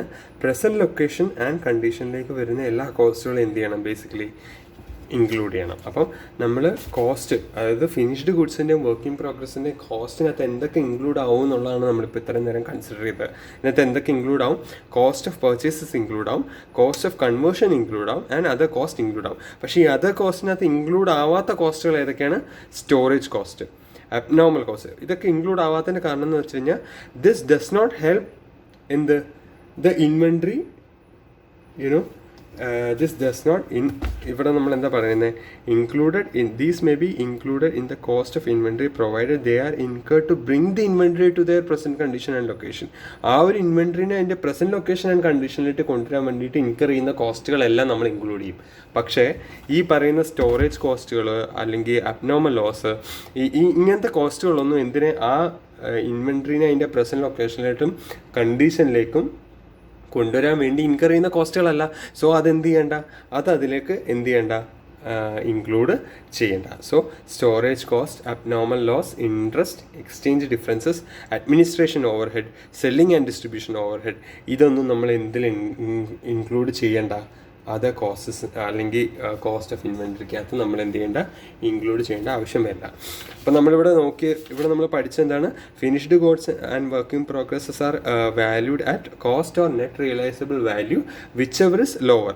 ഇനി നമ്മൾ നെറ്റ് റിയലൈസബിൾ വാല്യൂ എന്താ നോക്കുന്നത്? നെറ്റ് റിയലൈസബിൾ വാല്യൂ എന്ന് പറഞ്ഞു കഴിഞ്ഞാൽ നമ്മൾ റിയലൈസ് ചെയ്യാൻ പോകുന്ന ഒരു വാല്യൂ, അതിൽ നിന്ന് നമ്മുടെ എസ്റ്റിമേറ്റ് സെല്ലിംഗ് എക്സ്പെൻസസും നമ്മുടെ എസ്റ്റിമേറ്റഡ് കോസ്റ്റ് ഓഫ് കംപ്ലീഷനും കുറച്ച് കഴിഞ്ഞ് കിട്ടുന്ന വാല്യൂ ആണ് എന്ത്, നെറ്റ് റിയലൈസബിൾ വാല്യൂ. ഇത് ലോജിക്കലി നമ്മൾ ചിന്തിച്ച് നോക്ക്, നമുക്കൊരു വാല്യൂ ഉണ്ട്. ഓക്കെ, നമ്മളിപ്പോൾ ഒരു റോ മെറ്റീരിയൽ അത് കൺവേർട്ട് ചെയ്ത് അതിൻ്റെ ഇപ്പോൾ വർക്കിംഗ് പ്രോഗ്രസിൻ്റെ സ്റ്റേജിൽ നിന്നേക്കുക. അപ്പോൾ നമുക്ക് ഏകദേശം സപ്പോസ് ഇപ്പോൾ ഞാനൊരു എക്സാമ്പിൾ കാണിക്കുകയാണെങ്കിൽ, ഇപ്പോൾ ഒരു റോ മെറ്റീരിയൽ 100 രൂപയായി ആ റോ മെറ്റീരിയലിൻ്റെ കോസ്റ്റ്. ഞാൻ അതിനെ പ്രോസസ്സ് ചെയ്ത് ഇപ്പോൾ തൽക്കാലം അത് വർക്കിംഗ് പ്രോഗ്രസ്സിൽ നിൽക്കുക 150 രൂപയായി. ഓക്കെ ആണോ? എന്താണ്, 150 രൂപയായി. ഓക്കെ ആണോ? 150 രൂപയായിട്ട് ഇനി ഇതിനെ എനിക്ക് ഒരു ഫർദർ 90 രൂപയും കൂടി അഡീഷണലി ഓക്കെ ആണോ? അഡീഷണലി ഒരു 90 രൂപയും കൂടി എനിക്ക് ഇൻകർ ചെയ്ത് കഴിഞ്ഞ് കഴിഞ്ഞാൽ, സോറി നിങ്ങൾക്ക് കാണാൻ പറ്റുന്നുണ്ടോ, അഡീഷണലി ഒരു 90 രൂപയും കൂടി ഒരു ഇൻകർ ചെയ്ത് കഴിഞ്ഞ് കഴിഞ്ഞാൽ എനിക്കിത് ഫിനിഷ്ഡ് ഗുഡ്സ് ആയിട്ട് വിൽക്കാൻ പറ്റും. ഓക്കെ ആണോ? അപ്പോൾ ഈ ഫിനിഷ്ഡ് ഗുഡ്സിൻ്റെ കോസ്റ്റ് ഉണ്ടാവും 240 റുപ്പീസ് അല്ലേ? അപ്പോൾ അഡീഷണലി 90 രൂപയും കൂടി ആയിക്കഴിഞ്ഞാൽ ഇത് ഫിനിഷ്ഡ് ഗുഡ്സ് ആവും. വർക്കിംഗ് പ്രോഗ്രസ്സിന് അഡീഷണൽ 90 രൂപ കൂടി ആയിക്കഴിഞ്ഞാൽ ഇതെന്താവും, 240 രൂപ. ഇത് ഫിനിഷ്ഡ് ഗുഡ്സ് ആവും. ഇത് ഫിനിഷ്ഡ് ഗുഡ്സിൻ്റെ കോസ്റ്റ് എത്ര, 240. ഇതിൻ്റെ കൂടെ ഞാൻ സെയിൽ ചെയ്യാൻ വേണ്ടിയിട്ട് എന്തെങ്കിലും എക്സ്പെൻസസ് നടക്കുന്നുണ്ടെങ്കിൽ അതുകൂടി ആഡ് ചെയ്യും. ഒരു 60 റുപ്പീസ് അതിൻ്റെ സെയിൽ ചെയ്യാൻ വേണ്ടിയിട്ടുള്ള എക്സ്പെൻസസ് ആഡ് ചെയ്യുമ്പോൾ എൻ്റെ സെല്ലിംഗ് വാല്യൂ, അതായത് എനിക്ക് റിയലൈസ് ചെയ്യാൻ പോകുന്ന value, sale value which is same as realisable value അല്ലേ? ഇത് തന്നെയല്ലേ റിയലൈസബിൾ വാല്യൂ. ഓക്കെ, എത്രയായി, 300. ഇത് തന്നെ അവർ റിവേഴ്സ് എടുത്ത് തന്നേക്കുന്നതേ ഉള്ളൂ ഈ ഫോർമാറ്റ്. എന്താണ് നെറ്റ് റിയലൈസബിൾ വാല്യൂ എന്ന് പറയുന്നത്? ഇവിടെ അപ്പോൾ നമ്മുടെ എക്സാമ്പിൾ പ്രകാരം നോക്കുകയാണെങ്കിൽ, ഓക്കെ കാണിച്ചു തരാം. നമ്മുടെ എക്സാമ്പിൾ പ്രകാരം ഇവിടെ നോക്കുകയാണെങ്കിൽ, കാണാൻ പറ്റുന്നുണ്ടോയെന്ന് അറിയില്ല. നമ്മുടെ എക്സാമ്പിൾ പ്രകാരം ഇവിടെ നോക്കുകയാണെങ്കിൽ റിയലൈസബിൾ വാല്യൂ എത്രയാണ്, 300. ഓക്കെ ആണോ? അതിൽ നിന്ന് സെല്ലിംഗ് എക്സ്പെൻസസ് കുറച്ച് 60 രൂപ. എസ്റ്റിമേറ്റഡ് കോസ്റ്റ് ഓഫ് കംപ്ലീഷൻ എത്രയായിരുന്നു, 90 രൂപയും കൂടി കുറച്ച് കഴിഞ്ഞാൽ, ഓക്കെ, 300 മൈനസ് 60 മൈനസ് 90 എത്രയായി, 150, which is our NRV, net realisable value. അതായത് ഇപ്പോൾ വിൽക്കാൻ പറ്റുന്ന വാല്യൂ, അതായത് ബേസിക്കലി ഈ വർക്കിംഗ് പ്രോഗ്രസിൻ്റെ വാല്യൂ. ഇതാണ് ഇപ്പോഴത്തെ കോസ്റ്റ്. ഇപ്പം നമുക്ക് ഈ വിലയ്ക്കാണ് വിൽക്കാൻ പറ്റുക അല്ലേ? ഇത്രയെങ്കിലും നമ്മൾ ചെയ്യണ്ടേ, വിൽക്കണ്ടേ? അപ്പം ഇതാണ് നെറ്റ് റിയലൈസബിൾ വാല്യൂ. നമ്മൾ എങ്ങനെയാണ് കണ്ടുപിടിക്കണം എന്നുള്ളതാണ് നമ്മളിപ്പോൾ കണ്ടുപിടിച്ചത്. ഓക്കെ ആണോ? അപ്പോൾ കോസ്റ്റ് നമ്മൾ എങ്ങനെ കണ്ടുപിടിക്കണമെന്ന് കണ്ടുപിടിച്ചു, നെറ്റ് റിയലൈസബിൾ വാല്യൂ എങ്ങനെ കണ്ടുപിടിക്കണമെന്ന് കണ്ടുപിടിച്ചു. ഓക്കെ, ബേസിക്കലി നമുക്ക് ICയുടെ ഇല്ലുസ്ട്രേഷൻസ് ചെയ്യാൻ ഇത്രയും കോൺസെപ്റ്റ്സ് അറിഞ്ഞാൽ മതി. ഒരു ചെറിയ കാര്യം കൂടി ഞാൻ പറയാം. ജോയിൻ്റ് ഓർ ബൈ പ്രോഡക്ട്സ്, ഈ ഒരു കോൺസെപ്റ്റ് ഞാൻ പിന്നീട് വേറൊരു വീഡിയോ ആയിട്ട് തന്നെ ഞാൻ ചെയ്യാം. കാരണം ഇതൊരു ചെറിയ കോൺസെപ്റ്റ് ആണെങ്കിലും മെയ് 2024 ICയുടെ എക്സാമിന് ഈ ഒരു ചെറിയ കോൺസെപ്റ്റിൽ നിന്നാണ് ചോദ്യം ചോദിച്ചത്. നമ്മുടെ ICയുടെ മൊഡ്യൂളിൽ ഇതിൻ്റെ ഒരു ക്വസ്റ്റ്യൻസും ഇല്ല. ഈ കോൺസെപ്റ്റിൻ്റെ ഒരു ക്വസ്റ്റ്യൻസും നമുക്ക് അവൈലബിൾ അല്ല. പക്ഷെ നിങ്ങൾക്ക് ആ മെയ് 2024 എക്സാം പേപ്പർ എടുത്ത് നോക്കിക്കഴിഞ്ഞാൽ, എക്സാം ക്വസ്റ്റ്യൻ എടുത്ത് നോക്കിക്കഴിഞ്ഞാൽ ഇതിനെ റിലേറ്റഡ് ആയിട്ട്, ഈ ഒരു ചെറിയ തിയറിയിൽ നിന്ന് റിലേറ്റഡ് ആയിട്ടാണ് ഒരു 7 മാർക്കിൻ്റെ ചോദ്യം ചോദിച്ചിരിക്കുന്നത്. അപ്പോൾ ആ 7 മാർക്കിൻ്റെ ചോദ്യം വെച്ചിട്ടുള്ള ഒരു ക്വസ്റ്റ്യൻ ഞാൻ വേറൊരു വീഡിയോ ആയിട്ട് തന്നെ ഞാൻ ചെയ്യാം, അത് പ്ലാൻ ചെയ്യുന്നുണ്ട്. ഓക്കെ, അപ്പോൾ ഈ ഒരു കോൺസെപ്റ്റ് ഞാൻ കുറച്ച് നേരത്തേക്ക് മാറ്റി വെക്കുകയാണ്. ബട്ട് ഞാൻ ജസ്റ്റ് വായിച്ചു വിടാം. ഇത് joint or by products. In case of joint or by products, the cost incurred up to the stage of split off point should be allocated on a rational and consistent basis.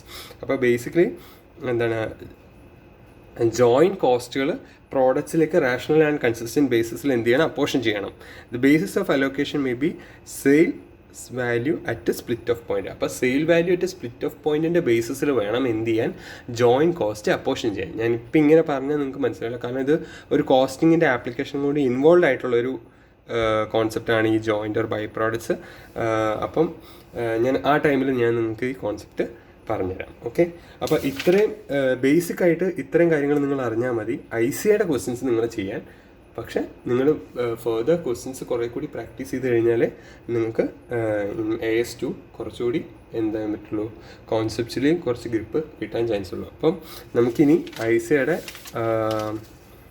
Questions എല്ലാം workout ചെയ്യാം. Okay.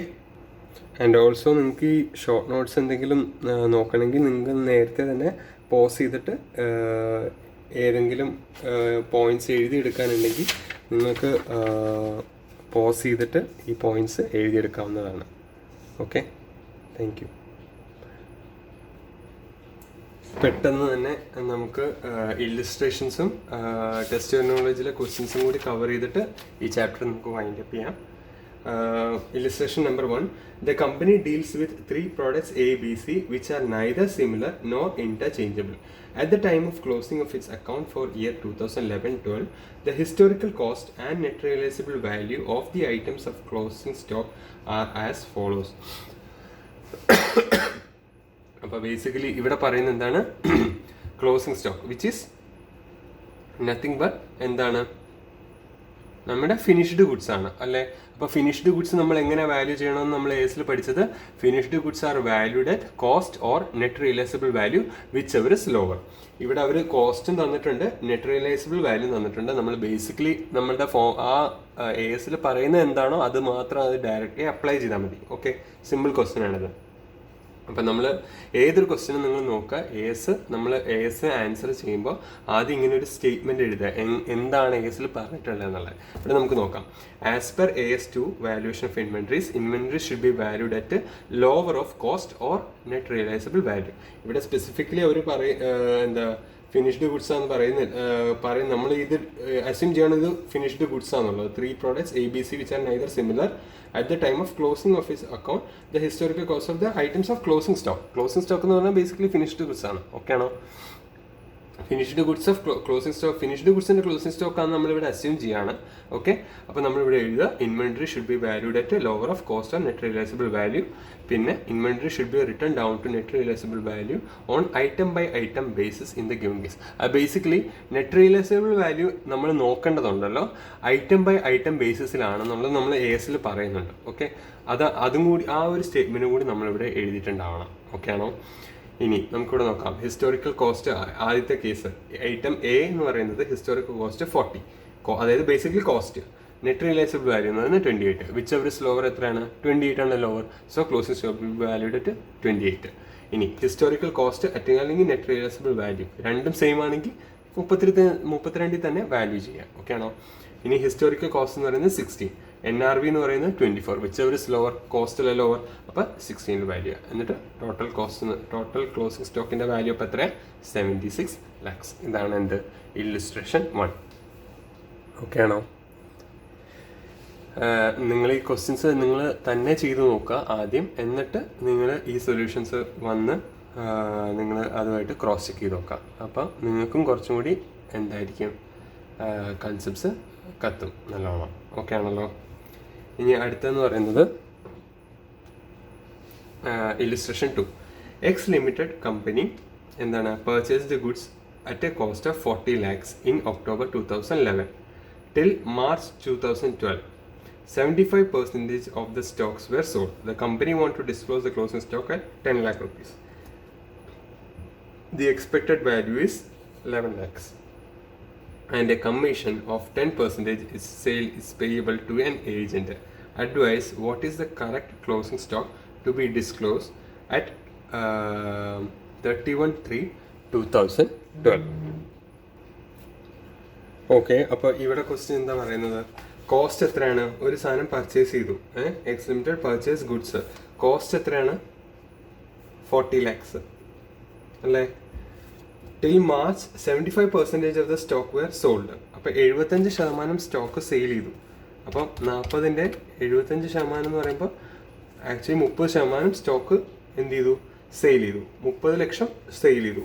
ബാക്കി ഇനി എത്ര ലക്ഷത്തിൻ്റെ stock ഉണ്ട്, 10 ലക്ഷത്തിൻ്റെ stock ബാക്കിയുണ്ട്. Okay ആണോ?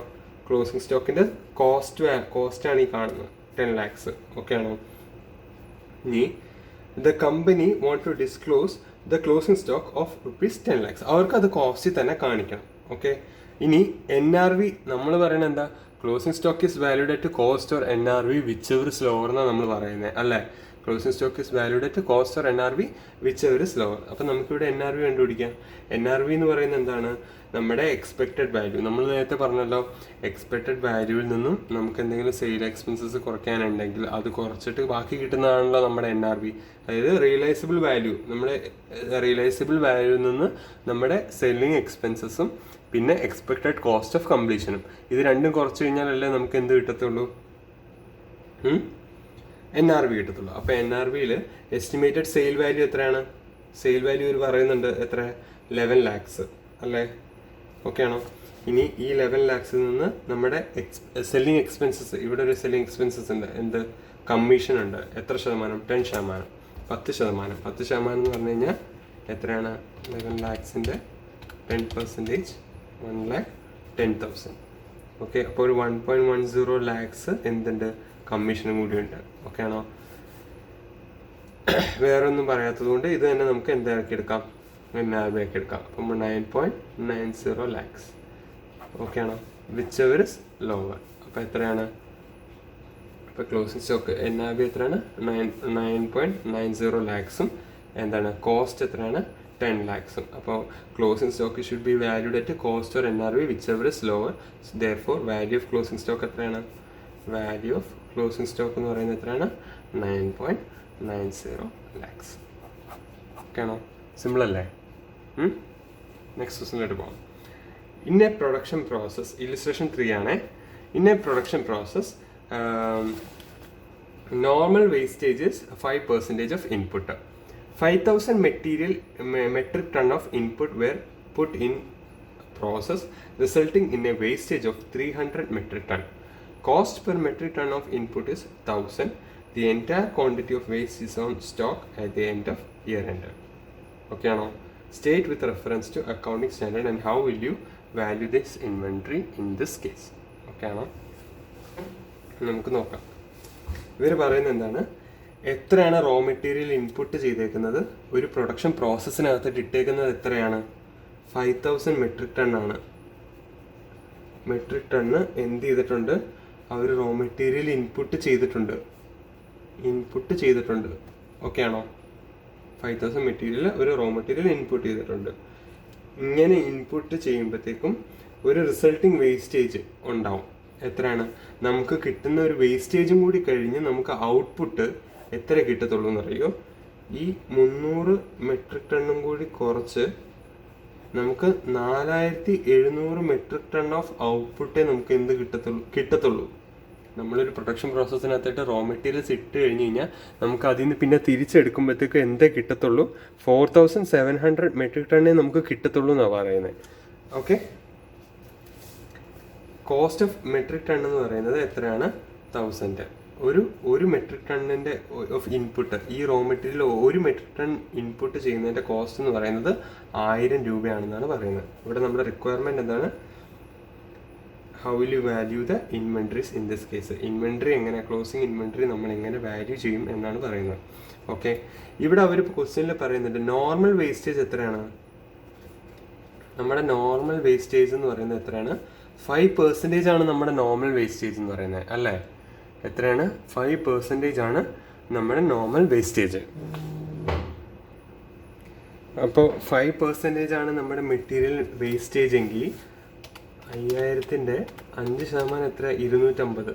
250 പോയി കഴിഞ്ഞ് കഴിഞ്ഞാൽ നമ്മുടെ നോർമൽ വേസ്റ്റേജ് നമുക്ക് ഔട്ട്പുട്ട് എത്ര കിട്ടണം?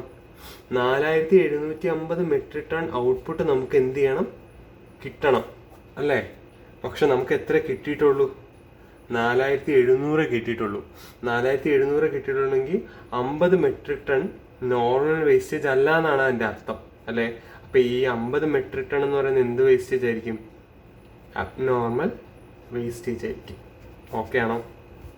നമ്മൾ നേരത്തെ പഠിച്ചു എന്താണ്, നമ്മൾ കോസ്റ്റ് ഓഫ് കൺവേർട്ട് ചെയ്യുന്ന സമയത്ത് എന്ത് കൺസിഡർ ചെയ്യാവുള്ളൂ? Normal wastage. അത് കൺസിഡർ ചെയ്ത് നമുക്ക് നോക്കാം. ഓക്കെ, ഇത് നമ്മൾ നോക്കേണ്ട കാര്യമില്ല, നമുക്ക് എന്തായാലും നോക്കാം. ഓക്കെ ആണോ? ഞാൻ പറഞ്ഞു, ഞാൻ നിങ്ങൾക്ക് കോസ്റ്റ് ഓഫ് കൺവേർഷൻ എന്ന് പറഞ്ഞിട്ടൊരു കൺസെപ്റ്റ് പഠിച്ചപ്പോൾ ഞാൻ നിങ്ങളോട് പറഞ്ഞു ഒരു കോസ്റ്റിങ്ങിൻ്റെ ആപ്ലിക്കേഷൻ ഇവിടെ വരുന്നുണ്ട്. നമ്മൾ എന്താ പറഞ്ഞത്, അബ്നോർമൽ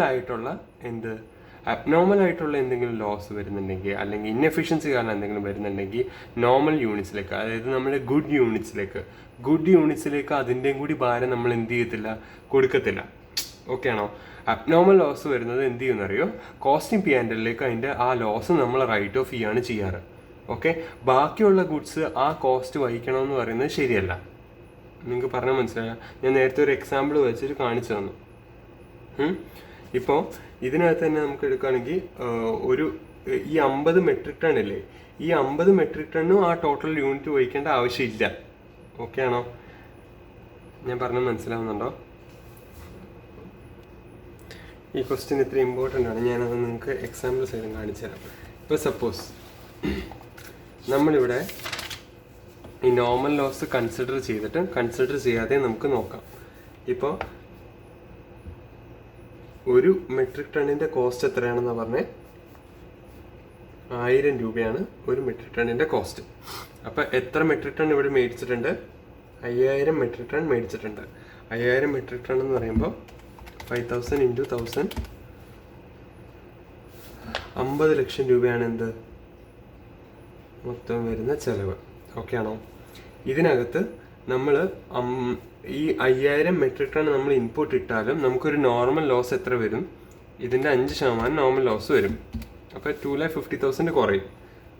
ഓക്കെ, അതായത് 5% കുറഞ്ഞു എന്ന് പറയുമ്പോൾ നമുക്ക് 4,750 മെട്രിക് ടൺ ഇൻപുട്ടാണ് നോർമലി കിട്ടേണ്ടത്. ഓക്കെ ആണോ?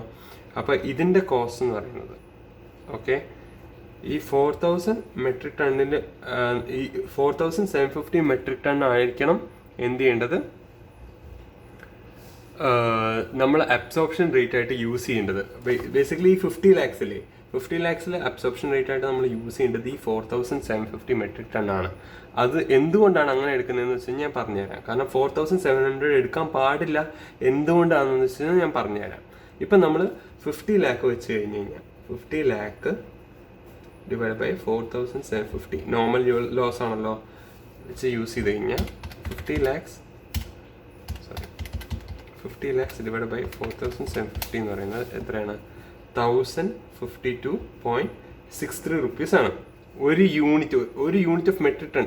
ഓക്കെ, ഒരു യൂണിറ്റ് വഹിക്കേണ്ട കോസ്റ്റ് എന്ന് പറയുന്നത് 1,052.63 ആണ്. ഓക്കെ ആണോ? അതേസമയം നമ്മൾ ഈ അബ്നോർമൽ ലോസും കൂടി ഉണ്ടായത് കാരണം അത്രയും യൂണിറ്റ്സ് കുറവേ കിട്ടുള്ളൂ. അപ്പോൾ നമുക്ക് ആകെ വന്ന യൂണിറ്റ്സിലേക്കാണ് നമ്മൾ ഈ 50 lakhs അബ്സോർബ് ചെയ്ത് വിടുന്നതെങ്കിൽ അവിടെ ഒരു ചെറിയ പ്രശ്നമുണ്ട്. എന്താണ്? 4,700 യൂണിറ്റ്സ് ആണ് നമ്മൾ എടുക്കുന്നതെങ്കിൽ ഒരു യൂണിറ്റ് വഹിക്കേണ്ട കോസ്റ്റ് എത്രയാണെന്നറിയോ? 50 lakhs ഡിവൈഡ് ബൈ 4,700 എന്ന് പറയുമ്പോൾ 1,063 rupees ആവും. ഓക്കെ ആണോ? 1,063 rupees എന്ന് പറയുമ്പോഴത്തേക്കും എത്ര രൂപ കൂടി? 052.63 സോറി 1063.82 മൈനസ് 1,052.63. അപ്പോൾ 11 രൂപ. അപ്പോൾ 11 രൂപ എന്ത് ചെയ്യണം? എക്സ്ട്രാ വഹിക്കേണ്ടി വരും. ഓക്കെ, അങ്ങനെ എക്സ്ട്രാ വഹിക്കണ്ട. എപ്പോൾ?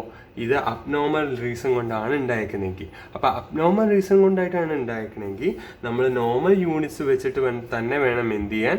അബ്സോർബ് ചെയ്യാൻ. ഇതാണ് ഇതിൻ്റെ ഒരു കോൺസെപ്റ്റ്. മനസ്സിലായോ? അപ്പോൾ നമ്മളിവിടെ ഒരു മെട്രിക് ടണ്ണിന് 1,052.63 യൂണിറ്റ്സ് വെച്ചിട്ട് രൂപ വെച്ചിട്ട് തന്നെ വേണം നമ്മൾ എന്ത് ചെയ്യാൻ? വാല്യൂ ചെയ്യാൻ. ഇവിടെ നമ്മളോട് ചോദിച്ചേക്കുന്നവരെന്താണ്? ഇവിടെ നമ്മളോട് ചോദിച്ചേക്കുന്നതെന്ന് പറയുന്നത് ഇൻവെൻട്രിയുടെ വാല്യൂ എത്രയാണെന്നുള്ളതാണ്. ഓക്കെ ആണോ? ഇവരിവിടെ പറയുന്നുണ്ട് എത്ര രൂപയാണ് അവർക്ക്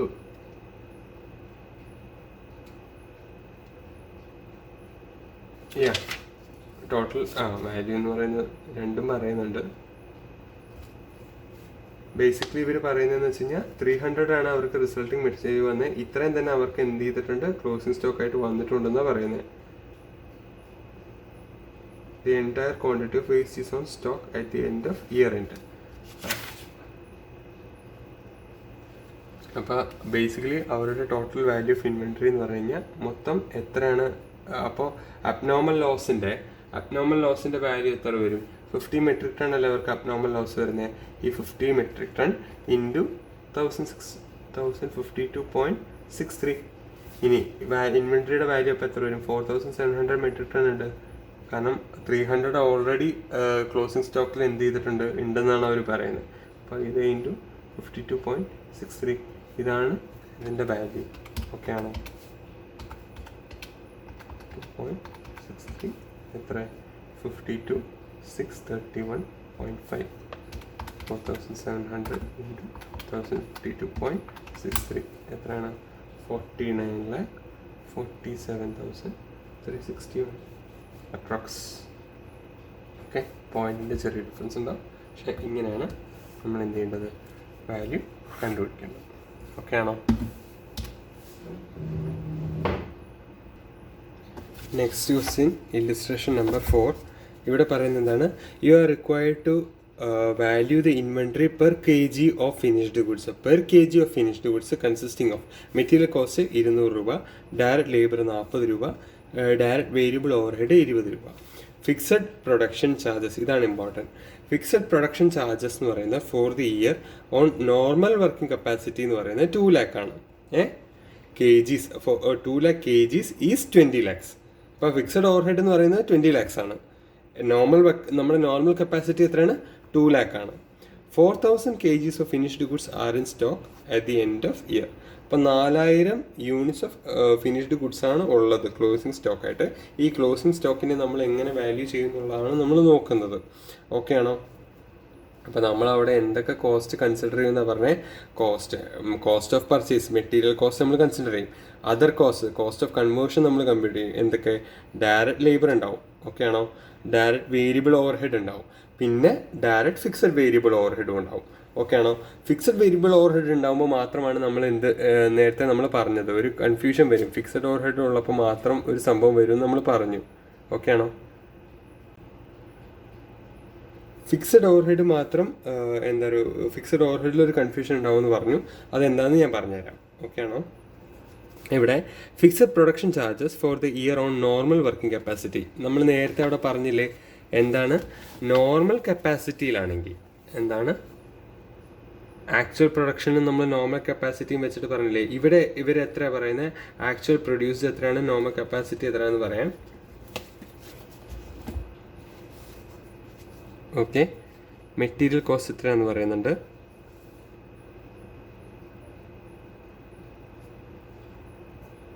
ഓക്കെ, ഇവർ ബേസിക്കലി എത്രയാണ് അവർ ആക്ച്വൽ പ്രൊഡ്യൂസ് എന്ന് ക്വസ്റ്റ്യനിൽ ക്ലിയർ ആയിട്ട് പറഞ്ഞിട്ടില്ല. അപ്പം നമുക്കിവിടെ എന്ത് അസ്യൂം ചെയ്യാം? ആക്ച്വലി നോർമൽ കപ്പാസിറ്റി തന്നെ ആയിരിക്കും ഇവർ ആക്ച്വലി പ്രൊഡ്യൂസ് ചെയ്തിട്ടുണ്ടാവുന്നത്. അപ്പം നോർമൽ കപ്പാസിറ്റി തന്നെയാണ് ആക്ച്വലി പ്രൊഡ്യൂസ് ചെയ്തിരിക്കുന്നതെങ്കിൽ ഫിക്സഡ് ഓവർഹെഡ് അബ്സോർബ് ചെയ്യേണ്ടത് ഏത് റേറ്റിലാണ്? യെസ്, നോർമൽ കപ്പാസിറ്റിയിലാണ് അല്ലേ? കൺഫ്യൂഷൻ ഒന്നും ഇല്ലല്ലോ. നോർമൽ കപ്പാസിറ്റി തന്നെ അല്ലേ? അപ്പോൾ ഫിക്സഡ് ഓവർഹെഡ് എന്ന് പറഞ്ഞാൽ പെർ യൂണിറ്റ് ഫിക്സഡ് ഓവർഹെഡ് എത്ര വരും? 20 ലക്ഷമാണ്.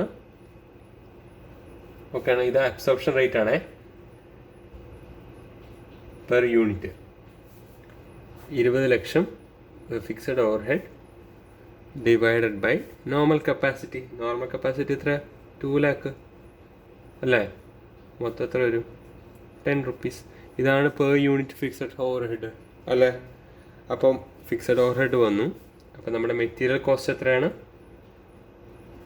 മെറ്റീരിയൽ കോസ്റ്റ് എന്ന് പറയുന്നത് 200 അല്ലേ? ഡയറക്റ്റ് ലേബർ എത്രയാണ്? 40. വേരിയബിൾ ഓവർഹെഡ് എത്ര വരും? 20. ഫിക്സഡ് ഓവർഹെഡ് എത്ര വരും? ഇപ്പം കണ്ടുപിടിച്ചു, 10. മൊത്തം എത്ര വരും? 200, 40, 240, 60, 270. ഇതാണ് എന്ത്? Cost per K G of finished goods. Okay ആണോ? ഇനി അപ്പം നമ്മളോട് പറഞ്ഞേക്കുന്നത് എന്താണ്? 4000 യൂണിറ്റ് ഓഫ് ഫിനിഷ്ഡ് ഗുഡ്സ് ആണ് ക്ലോസിംഗ് സ്റ്റോക്കായിട്ട് വന്നേക്കുന്നത്. അതിൻ്റെ വാല്യൂ എത്രയാണെന്നല്ല അവർ ചോദിച്ചേക്കുന്നത്. അപ്പോൾ ക്ലോസിംഗ് സ്റ്റോക്കിൻ്റെ വാല്യൂ എത്രയാണ്? 4000 സ്റ്റോക്ക് ഉണ്ട്. ഒരു യൂണിറ്റിൻ്റെ ഫിനിഷ്ഡ് ഗുഡ്സിൻ്റെ വാല്യൂ എത്രയാണ്? 270. 4000 ഇൻറ്റു 270, 10,80,000. ഓക്കെ ആണോ? കത്തുന്നുണ്ടല്ലോ. ഓക്കെ, ഇനി നമുക്ക് ടെസ്റ്റ് യുവർ നോളജിലേക്ക് പോകാം. Practical question. Question number 6. ഇത് നമ്മൾ നേരത്തെ ചെയ്ത പോലത്തെ ക്വസ്റ്റ്യനാണ്. ഞാൻ ഒന്നും കൂടി ചെയ്ത് കാണിച്ചു തരാം. ഓക്കെ, ഇവിടെ പറയുന്നത് എന്താണ്? Capital cables limited has a normal wastage of 4% in production process. അവർക്ക് നോർമൽ വേസ്റ്റേജ് എത്രയാണ്? 4% അവരുടെ നോർമൽ വേസ്റ്റേജ്. ഓക്കെ ആണോ? During the year 2011-12 the company use 12,000 metric tonne of normal. അപ്പം എത്ര ഇൻപുട്ട് അവർ എടുത്തു?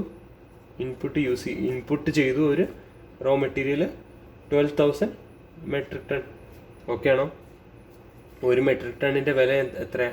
ഒരു മെട്രിക് ടൺ കോസ്റ്റ് ചെയ്യുന്ന എത്ര? 150 രൂപയാണ് അല്ലേ?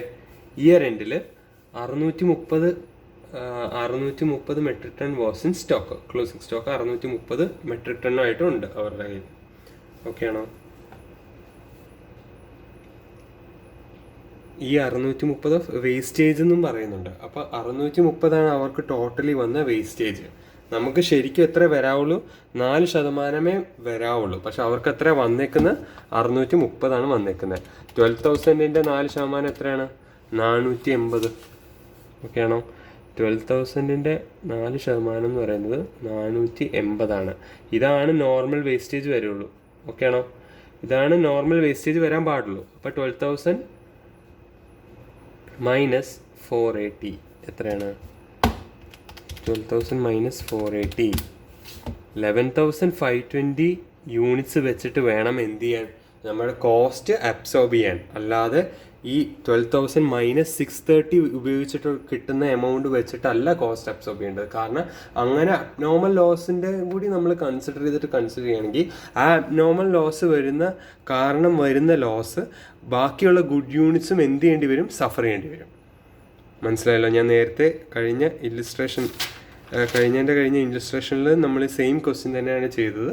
അന്നേരം ഞാൻ അവിടെ ലോജിക്ക് വ്യക്തമായിട്ട് എക്സ്പ്ലെയിൻ ചെയ്തിട്ടുണ്ട്. നിങ്ങളത് നോക്കിയാൽ മനസ്സിലാവും. ഓക്കെ, അങ്ങനെ അബ്നോർമൽ ലോസിൽ വരുന്ന ലോസുകൾ നമ്മൾ എന്ത് ചെയ്യാൻ പാടില്ല? അബ്സോർബ് ചെയ്യാൻ പാടില്ല. ഓക്കെ ആണോ? ഗുഡ് യൂണിറ്റ്സ് അബ്നോർമൽ ലോസ് വരുന്ന ലോസ് ഗുഡ് യൂണിറ്റ്സ് അബ്സോർബ് ചെയ്യാൻ പാടില്ല. സോ നമ്മൾ നോർമൽ ലോസ് കഴിഞ്ഞിട്ടുള്ള ബാക്കി ഗുഡ് യൂണിറ്റ്സ് വെച്ചിട്ട് വേണം എന്ത് ചെയ്യാൻ? ടോട്ടൽ കോസ്റ്റ് അബ്സോർബ് ചെയ്യാൻ. അപ്പോൾ ഇവിടെ പെർ യൂണിറ്റ് കോസ്റ്റ് നമുക്ക് നോക്കാം. പെർ യൂണിറ്റ് കോസ്റ്റ് എത്ര വരും? 12,000 മെട്രിക് ടൺ ആണ് നമ്മുടെ ഇൻപുട്ട്. ഓക്കെ, ഇൻറ്റു എത്രയാണ് പെർ യൂണിറ്റ്? 150 രൂപ. അപ്പോൾ മൊത്തം കോസ്റ്റ് എത്രയായി? 18 lakhs അല്ലേ? 18 lakhs ആണ് നമ്മുടെ കോസ്റ്റ്. ഇത് അബ്സോർബ് ചെയ്യേണ്ടത് ഏത് യൂണിറ്റ്സ് വെച്ചിട്ടാണ്? 11,520 യൂണിറ്റ്സ് ഡിവൈഡഡ് ബൈ 11,520 യൂണിറ്റ്സ് വെച്ചിട്ട് അബ്സോർബ് ചെയ്യുമ്പോൾ 156.25 ആണ് ഒരു യൂണിറ്റ് വഹിക്കേണ്ട കോസ്റ്റ്. ഓക്കെ ആണോ? ഇവിടെ നമ്മളോട് ചോദിച്ചേക്കുന്നത് എന്താ? Treatment of normal loss and abnormal loss and also find the amount of abnormal loss. Abnormal ലോസിൻ്റെ അപ്പോൾ എമൗണ്ട് എത്രയായിരിക്കും? അബ്നോർമൽ ലോസ് ബേസിക്കലി ഇവിടെ എത്രയായിരിക്കും? നോർമൽ ലോസ് എന്ന് പറയുന്നത് 480 ആണ്. നമുക്ക് ടോട്ടൽ വന്നേക്കുന്ന ലോസ് എത്രയാണ്? 630 ആണ് നമുക്ക് ടോട്ടൽ വന്നേക്കുന്ന ലോസ്. അപ്പോൾ 630 മൈനസ് 480 എത്ര? 630 മൈനസ് 480 150 ആണ് നമ്മുടെ അബ്നോർമൽ ലോസ് അല്ലേ? ഈ 150 ഇൻറ്റു ഇപ്പോൾ അബ്നോർമൽ ലോസിൻ്റെ വാല്യൂ എങ്ങനെ കണ്ടുപിടിക്കും? അബ്നോർമൽ ലോസ് എന്ന് പറയുന്നത് 150 ഇൻറ്റു 156.25 നമ്മളവിടെ കണ്ടുപിടിച്ചത്. ഓക്കെ ആണോ? എത്രയാണ് നോക്കി? 23,437.5. ഇതാണ് അബ്നോർമൽ ലോസ്. ഓക്കെ ആണോ? അപ്പം നോർമൽ ലോസ് ഇതാണ്. ഇതിൻ്റെ സൊല്യൂഷൻ നമുക്ക് നോക്കാം. ഓക്കെ ആണോ? ഇവിടെ കണ്ടോ? Abnormal loss 23,437.5. മനസ്സിലായോ നിങ്ങൾക്ക്? ഓക്കെ, ഇനി ഇതിവിടെ പറയുന്ന amount of 23,437.50 will be charge to the statement of profit and loss account. Okay ആണോ? മനസ്സിലായല്ലോ? അടുത്ത ചോദ്യം, അടുത്ത ചോദ്യം കുറച്ചുകൂടി സിമ്പിളാണ്. നമ്മൾ നേരത്തെ പഠിച്ച കോൺസെപ്റ്റിനെ റിലേറ്റ് ചെയ്തിട്ട് തന്നെയാണ്. എന്താണ്?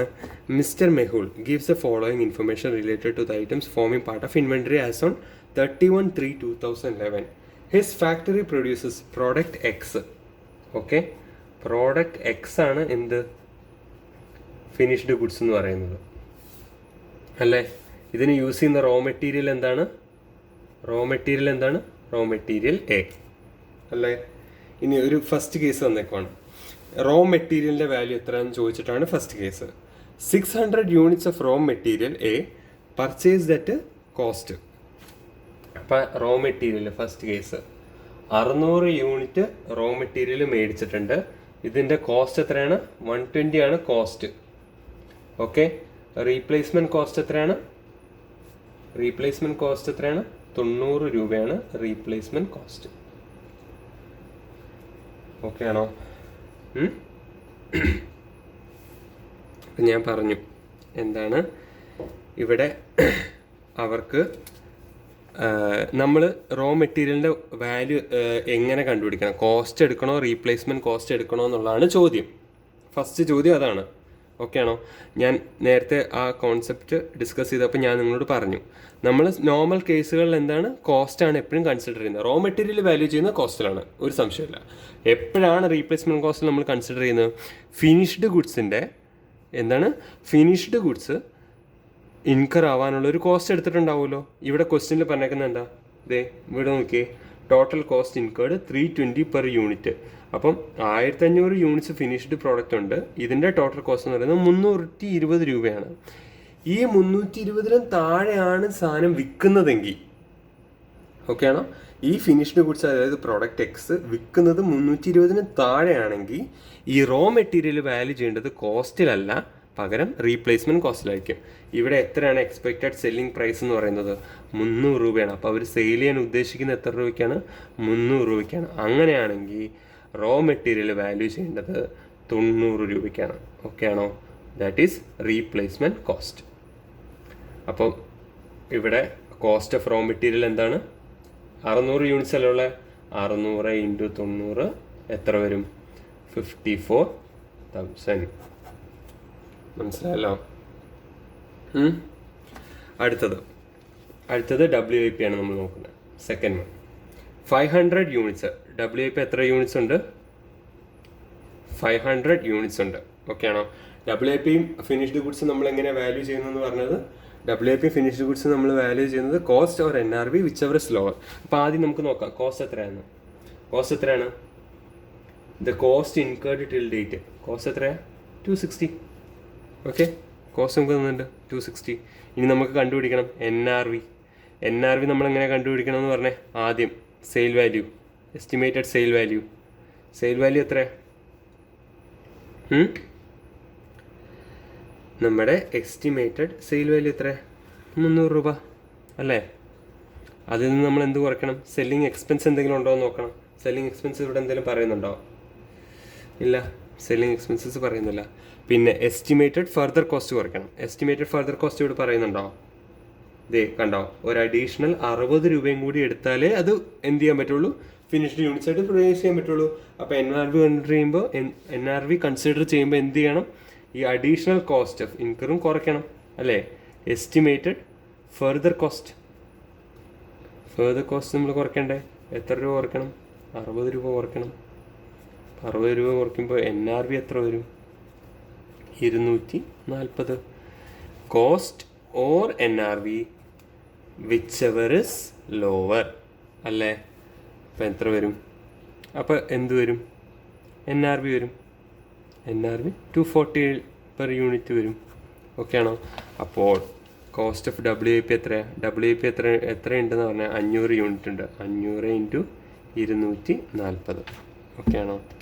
500 × 240 1,20,000. ഓക്കെ അല്ലേ? ലാസ്റ്റ് നമ്മൾ ഫിനിഷ്ഡ് ഗുഡ്സും കൺസിഡർ ചെയ്യണം. ഫിനിഷ്ഡ് ഗുഡ്സ് കൺസിഡർ ചെയ്യുന്നത് എത്രയാണ്? 1500 യൂണിറ്റ് ഉണ്ട്. ഓക്കെ, കോസ്റ്റ് എത്രയാണ്? 320. Cost or NRV whichever is lower. Okay, ഇവിടെ സെയിൽ പ്രൈസ് എത്രയാണ്? 300. സെയിൽ വാല്യൂ എത്രയാണ്? നെറ്റ് റിയലൈസബിൾ വാല്യൂ എത്രയാണ്? ഓക്കെ, 300. ഈ ഇൻഡിവിജ്വൽ കേസ് എടുക്കുമ്പോൾ നമ്മൾ ഈ NRV കണ്ടുപിടിക്കേണ്ട ആവശ്യമില്ല, മനസ്സിലായോ? ഈ സിയിൽ ഇൻഡിവിജ്വൽ കേസ് വരുമ്പോഴത്തേക്ക് ഇവിടെ എസ്റ്റിമേഷൻ സെല്ലിംഗ് പ്രൈസ് എന്ന് അവർ തന്നിട്ടുണ്ട് 300. അപ്പോൾ ആ 300 എടുത്താൽ മതി നമ്മൾ. ഓക്കെ ആണോ? WIPയിലാണ് നമ്മൾ അവിടെ എന്ത് ചെയ്തത്? അവിടെ NRV നമുക്ക് കണ്ടുപിടിക്കേണ്ടി വന്നപ്പോൾ അവിടെ NRVന്ന് നമ്മൾ എസ്റ്റിമേറ്റഡ് സെല്ലിംഗ് പ്രൈസും കുറച്ചിട്ടുള്ള വാല്യൂ വെച്ചിട്ടാണ് നമ്മൾ കണ്ടുപിടിച്ചത്. ഓക്കെ ആണോ? ഇത് ഇൻഡിവിജ്വൽ കേസ് ആയിട്ട് തന്നേക്കുന്നത് കൊണ്ടാണ് നമ്മൾ ഇങ്ങനെ കൺസിഡർ ചെയ്യുന്നത് കേട്ടോ. ഓക്കെ ആണല്ലോ? അല്ലാത്ത കേസിൽ നമ്മൾ നേരത്തെ കൺസിഡർ ചെയ്യുന്ന പോലെ തന്നെയാണ് NRV വാല്യൂ ചെയ്യേണ്ടത്. ഇവിടെ നമ്മൾ NRV 300 ആണ് എടുക്കുന്നത്. അപ്പോൾ cost or NRV whichever is lower എത്ര വരും? 300. 300 ഇൻറ്റു 1500 എത്ര വരും? 4,50,000. ഓക്കെ ആണോ? നമുക്ക് ആൻസർ നോക്കാം. അപ്പം നമ്മുടെ റോ മെറ്റീരിയൽ എത്രയിൽ വാല്യൂ ചെയ്യും? 54,000. ഓക്കെ അല്ലേ? Finished goods, partly finished goods, അതായത് വർക്ക് ഇൻ പ്രോഗ്രസ് എത്രയിൽ വാല്യൂ ചെയ്യും? 1,20,000. ഫിനിഷ്ഡ് ഗുഡ്സ് എത്രയിൽ വാല്യൂ ചെയ്യും? 4,50,000. ടോട്ടൽ 6,24,000. ഓക്കെ ആണോ? ഓക്കെ, ഇനി നമ്മുടെ അടുത്തത് ഇവർ പറയുന്നത് എന്താണ്? അടുത്ത question, test your knowledge. Question number 8. On 31st March 2011, a business firm finds that the cost of a partly finished goods, അതായത് WIP, on that date is 530 rupees. അപ്പം WIPയുടെ കോസ്റ്റ് എത്രയാണ്? 530 rupees ആണ് എന്ത്? WIPയുടെ കോസ്റ്റ്. ഓക്കെ ആണോ? ഇനി നമ്മൾ WIP എങ്ങനെ value ചെയ്യേണ്ടത്? Cost or net realisable value whichever is lower. എന്താണ്? കോസ്റ്റ് ഓർ WIP അല്ല, sorry, cost or NRV whichever is lower. ഇനിയിപ്പോൾ NRV നമുക്ക് തന്നിട്ടുണ്ടോ എന്ന് നോക്കാം. NRV ഇവിടെ തന്നിട്ടുണ്ട്. The units can be finished by an additional expenditure of 310. Okay ആണോ? അപ്പം ഇവിടെ the finish unit can be sold for ₹750. അപ്പോൾ NRV നമ്മൾ ആദ്യം കൺസിഡർ ചെയ്യണത് ആ ഫോമാറ്റ് നമ്മൾ ഓർത്തെ. ഈ ഫോമാറ്റ് നമ്മൾ വെറുതെ മകപ്പിയല്ല, അതിന് കോൺസെപ്റ്റ് ഉണ്ട്. ഞാൻ കോൺസെപ്റ്റ് എക്സ്പ്ലെയിൻ ചെയ്താണ്. നിങ്ങൾക്ക് മനസ്സിലായിട്ടില്ലെങ്കിൽ നിങ്ങൾ പ്രീവിയസ്ലി ആ വീഡിയോ എടുത്തിട്ട് അതൊന്ന് നോക്കുക. ഓക്കെ ആണല്ലോ? അപ്പോൾ ഇവിടെ നിങ്ങൾ ആ കോസ്റ്റ് എടുത്ത് നോക്ക്. ഓക്കെ ആണോ? NRV എത്രയാണ്? സെയിൽ വാല്യൂ എത്രയാണ്? എസ്റ്റിമേറ്റഡ് സെയിൽ വാല്യൂ 750 അല്ലേ? അതിൽ നിന്ന് നമുക്ക് എന്തെങ്കിലും സെല്ലിംഗ് എക്സ്പെൻസസ് ഉണ്ടോ? 4% ബ്രോക്കറേജ് ഓൺ സെല്ലിംഗ് പ്രൈസ് എന്ന് അവർ പറയുന്നുണ്ട്. ഓക്കെ ആണോ? അപ്പോൾ 750 4% എത്രയാണ്? 30. സെല്ലിംഗ് എക്സ്പെൻസസ് 4% ഉണ്ടെന്നാണ് പറയുന്നത്. 30 രൂപ. ഓക്കെ, 720. ഇനി എന്താണ്? എസ്റ്റിമേറ്റഡ് ഫർദർ കോസ്റ്റ് എന്നൊന്നും പറയുന്നുണ്ട്. എത്രയാണ് എസ്റ്റിമേറ്റഡ് ഫർദർ കോസ്റ്റ്? ഇത്രയും ഇൻകർ ചെയ്താലേ ഇത് ഫിനിഷ്ഡ് ഗുഡ്സ് ആയിട്ട് സെയിൽ ചെയ്യാൻ പറ്റത്തുള്ളൂ അല്ലേ? അപ്പോൾ അതും കുറയ്ക്കണ്ടേ? Estimated further cost. ഇതിൻ്റെ ലോജിക്ക് നിങ്ങൾ മനസ്സിലായില്ലെങ്കിൽ നിങ്ങൾ പ്രീവിയസ്ലി ഒന്ന് ഓടിച്ചു വിട്ട് നോക്കിയാൽ മതി. ഓക്കെ, വളരെ ഇമ്പോർട്ടൻ്റ് ആണ്. ലോജിക്ക് നിങ്ങൾ മനസ്സിലാക്കണം. ഓക്കെ, 310. ഓക്കെ ആണോ? അപ്പം 720 - 310 എത്ര വന്നു? 410. ഇതാണ് നമ്മുടെ എന്ത്? NRV. നോക്കാം. ഓക്കെ, 410 കണ്ടോ? 410. അപ്പം നമ്മുടെ NRV 410, കോസ്റ്റ് 530. നമ്മൾ WIP പറയുന്നത് എന്താണ്? Cost or NRV whichever is lower. അപ്പോൾ WIP should be valued at എത്ര? 410. ഓക്കെ ആണോ? ഇതാണ് ഇതിൻ്റെ ആൻസർ. ഓക്കെ ആണോ? The value of inventory should be valued at 410. ഈ നോട്ടും കൂടി എഴുതി ഈ ആൻസർ നിങ്ങൾ മൈൻഡ് അപ്പ് ചെയ്യുക. എപ്പോഴും ASൻ്റെ ആൻസർ എഴുതുമ്പോഴത്തേക്കും നമ്മൾ എന്ത് ചെയ്യുക? ആദ്യം ആ എസിനകത്ത് എന്താ പറയുന്നതെന്നുള്ളതും കൂടി മെൻഷൻ ചെയ്തിട്ട് വേണം എന്ത് ചെയ്യാൻ, നമ്മൾ ആൻസർ ചെയ്യാൻ. ഓക്കെ ആണോ? ഓക്കെ, അപ്പോൾ that's the end of the class today. നമ്മുടെ ഓൾമോസ്റ്റ് എല്ലാ ഏരിയാസും നമ്മൾ കവർ ചെയ്തു. എന്തെങ്കിലും ഡൗട്ട് ഉണ്ടെങ്കിൽ നിങ്ങൾ കോമൻറ്റ് ബോക്സിൽ എന്ത് ചെയ്യുക, നിങ്ങളുടെ ക്വയറീസ് ഇടുക, ഞാനതിന് റിപ്ലൈ തരുന്നതായിരിക്കും. So thank you so much. ഇത്രയും നേരം നിങ്ങൾ ക്ലാസ് കേട്ടിരുന്നതിൽ ഒരുപാട് താങ്ക്സ്. ആൻഡ് നിങ്ങൾക്ക് വീഡിയോ ഇഷ്ടപ്പെട്ടിട്ടുണ്ടെങ്കിൽ ദയവിത് നിങ്ങളുടെ ഫ്രണ്ട്സായിട്ട് ഇത് ഷെയർ ചെയ്യുക. Okay, thank you so much. അടുത്ത വീഡിയോയിൽ കാണാം. Okay, by.